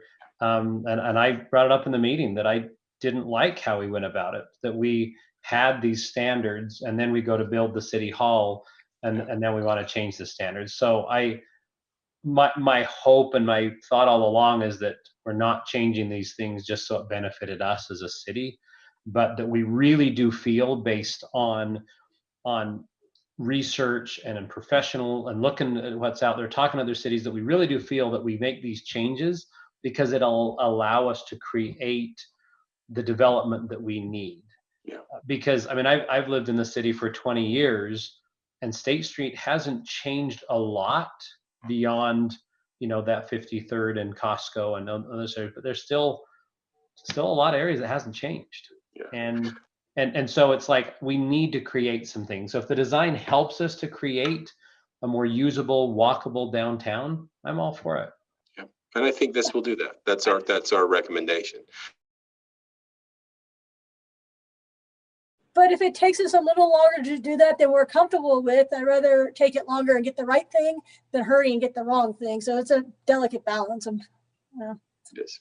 It is. But I think it's really important to focus on what Jared talked about a little earlier, where it's not his role as a planner to decide what the building looks like. It's his role to decide how that urban environment works for the individual in that 10 or 12 feet of space that we occupy. And I think that the guidelines really do help inform what we should be considering. And that is built off of looking at places that are historic, looking at places that weren't built for the automobile, but were built for the pedestrian. And I think that a lot of the principles that are proposed in the guidelines really do reflect that. And we really are looking at how the citizen is going to interact with whatever is built there, how we're going to interact with that space in the public space. Yeah, I agree. I was actually in downtown Cincinnati yesterday, and there's a street there that is doing exactly, you know, that's very walkable, and it's right by the ballpark and by hotels and convention centers. And I just thought, this is the kind of stuff, there's some places that aren't quite as nice, but I thought that's what we need to create in Murray. We need to have places that people can walk, and there's attractions that bring people there, and there's, you know, the bars and the restaurants, and it just creates this lively downtown. So when I read what the goals are, I thought, this is exactly what we want downtown. You know, we want these things. We want walkability, activity, sustainability. I mean, those are the things that we want. And so I think it's great. So I want to clarify my earlier comments and just make sure that they're not misconstrued. But I think having the city go through that process itself, and 2 times, right? Because we did the fire station and then the city hall. Yeah. I don't think it was necessarily a reflection of, this is hard, we want different standards for ourselves and we want to lower the standards. I think it was, we came away with a sensitivity to how confining the process was, and how frustrated architects and designers were by not being able to have the flexibility that they wanted to design the projects that they felt like would work for them. And also, I think we came away with an understanding of how difficult the process can be for those who come through it. And not only that, but there was a change in the sustainability standards. And I think that was a reflection where the city came back and said, you know, this is a very high standard, and there's comparable standards out there that can still meet the sustainability, but not have the same price tag associated with it. And so in the end, I think really what the city did was came away with an experience that cities don't often have the opportunity to have, because we don't build buildings very frequently. We don't put ourselves through our own process, except for on occasion. And having to go through that process a couple times in a row, I think really was the precursor for why the powers that be wanted to streamline and simplify. Hey, Melinda, thank you for that. And question for you. Do you know, even just anecdotally, how many or applications would come through and look at the old guidelines and just say, oh, this is just, it's too much, or it's cost prohibitive, or I mean, because it's clear we didn't have a lot of development, we didn't have a lot of projects. So I'm just wondering, is that if that was the city's experience, do we feel like that restrictions or the experience the city had has turned away buildings or projects before? So, I mean, that's a tough question for me to answer because I've only been here for 2 years. But my thoughts would be that it was more the ordinance requirements than the design guidelines. In the past, there has been a very strong presence laid on the historic preservation. And I think that really limited opportunities and limited development.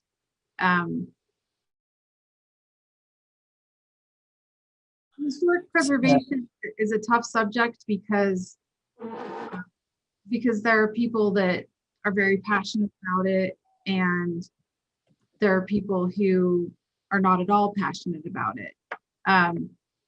But when you look at what's best for the community as a whole, and why redevelopment areas and project areas are created, what we came away with was that the ordinance really wasn't written to promulgate the goals of a redevelopment project area. It was there to preserve history, and that's fine and well in areas that those are kind of low-hanging fruit opportunities of preserving those buildings. But I think for Murray anyway, a lot of those low-hanging fruit opportunities of preserving buildings really left a long time ago, even 30, 40, 50 years ago. And so at any rate, it's tough for me to answer. But I think the more limiting thing really was the ordinance. And timing as well. It takes time for redevelopment properties to be prime, and some of that is just the luck of the draw when the market is right, when getting financing for projects is right. And there's always going to be opinions that differ from the direction that we've chosen to go with what changes the council approved last year and then the design guidelines that are before you. But I think we've made a step towards progress in that we're closer than we've been, I think, in many ways, to having the goals of the redevelopment area of the central business district be realized. When I think it was 2016, maybe, might have been 2015, but when the old ordinance was in place and the city the RDA did an RFP for development on the property at 48th and State, we received two proposals. The city went ahead and negotiated with one firm for a number of years, and nothing came of that. We opened up a proposal in the middle of a pandemic and came away with 5 proposals. And so I think that I can't directly tie the changes in the ordinance to the fact that we received 2.5 times as many proposals, 5 versus 2, than we did several years ago. But I think the vision that the new ordinance and the guidelines and the direction that they're going is the one to bring the development in that will accomplish the goals of the central business district redevelopment area. Thank you for that. I appreciate it.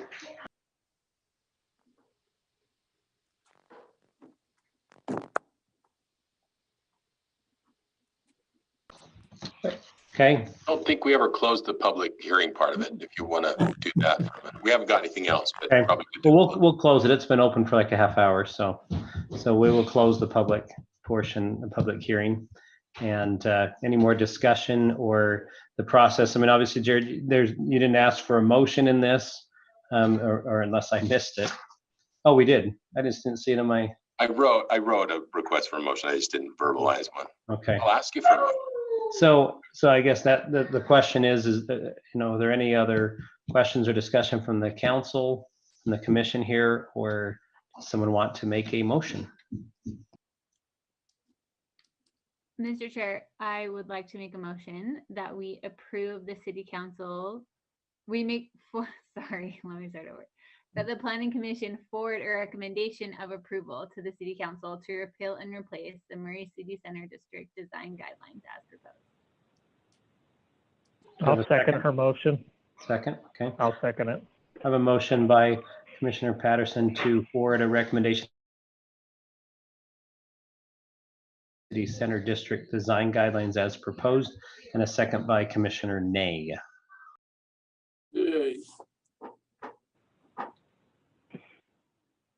Jared?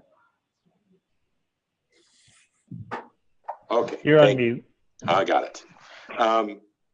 Ms. Patterson, Yes. Mr. Nay, Yes. Ms. Wilson, Yes. Mr. Hacker, No. Ms. Milkevich, Yes. and Mr. Woodbury. Yes. Thank you. Okay. Motion passes. Anything else from staff? Not unless you have questions about things specifically. I believe Zach forwarded you the agenda coming up for the 12th or for the 3rd of December. Is that right? Yes. So lots That's of happy. interesting things. So I know some of those are surprises, probably. We're a little not caught off guard is the wrong moment. The wrong word, but we expect things to move a little slower than they do sometimes, and every once in a while, developers and property owners will surprise you. And yeah, we've got a few surprises this last couple of months. It's almost like that October surprise for politics, but it was land use October surprises. So here we are. But we'll be writing reports on those this week and getting them started. The packets are going to have to come out on Wednesday before Thanksgiving because it's the holiday next week. So we have a very limited window to write reports on them. And again, I'll just reiterate what I've said a billion times to you. If you have questions about anything in those packets or reports when they come out, feel free to call us. We're available anytime. So call us, ask questions if you have them, and we'll try to talk you through them. But yeah. Thank you, Jared. Bet. So I will guess. I have one thing, Scott. Yep. I had one more thing. Mhm. So last meeting I announced, and last week I sent the council and the staff a invitation that you probably had already received to our workshop on Monday, 4 to 5. So if you're available and want to get some updates on processes that the WFRC goes through for planning and visioning, it's only 2 hours of your Zoom time. I'll be there, Ned. I don't have a speaking part, so. Anyway, that's it. Thank Well, you. Ned, if you don't have a speaking part, then I'm not going. Yeah. Anyway, well, I guess I'll entertain a motion to adjourn. Motion to adjourn. Okay. Thank you, Sue. Second? All right. Second. Okay, second by Lisa. All Thank right. you. Thank you. Great job, everyone. Have a wonderful Thanksgiving, and we'll see you all in a couple weeks. Thank you all very, very much. Thanks. You do such Good a job, good job. Jared. Good job, night, staff. guys. Thanks. Yeah.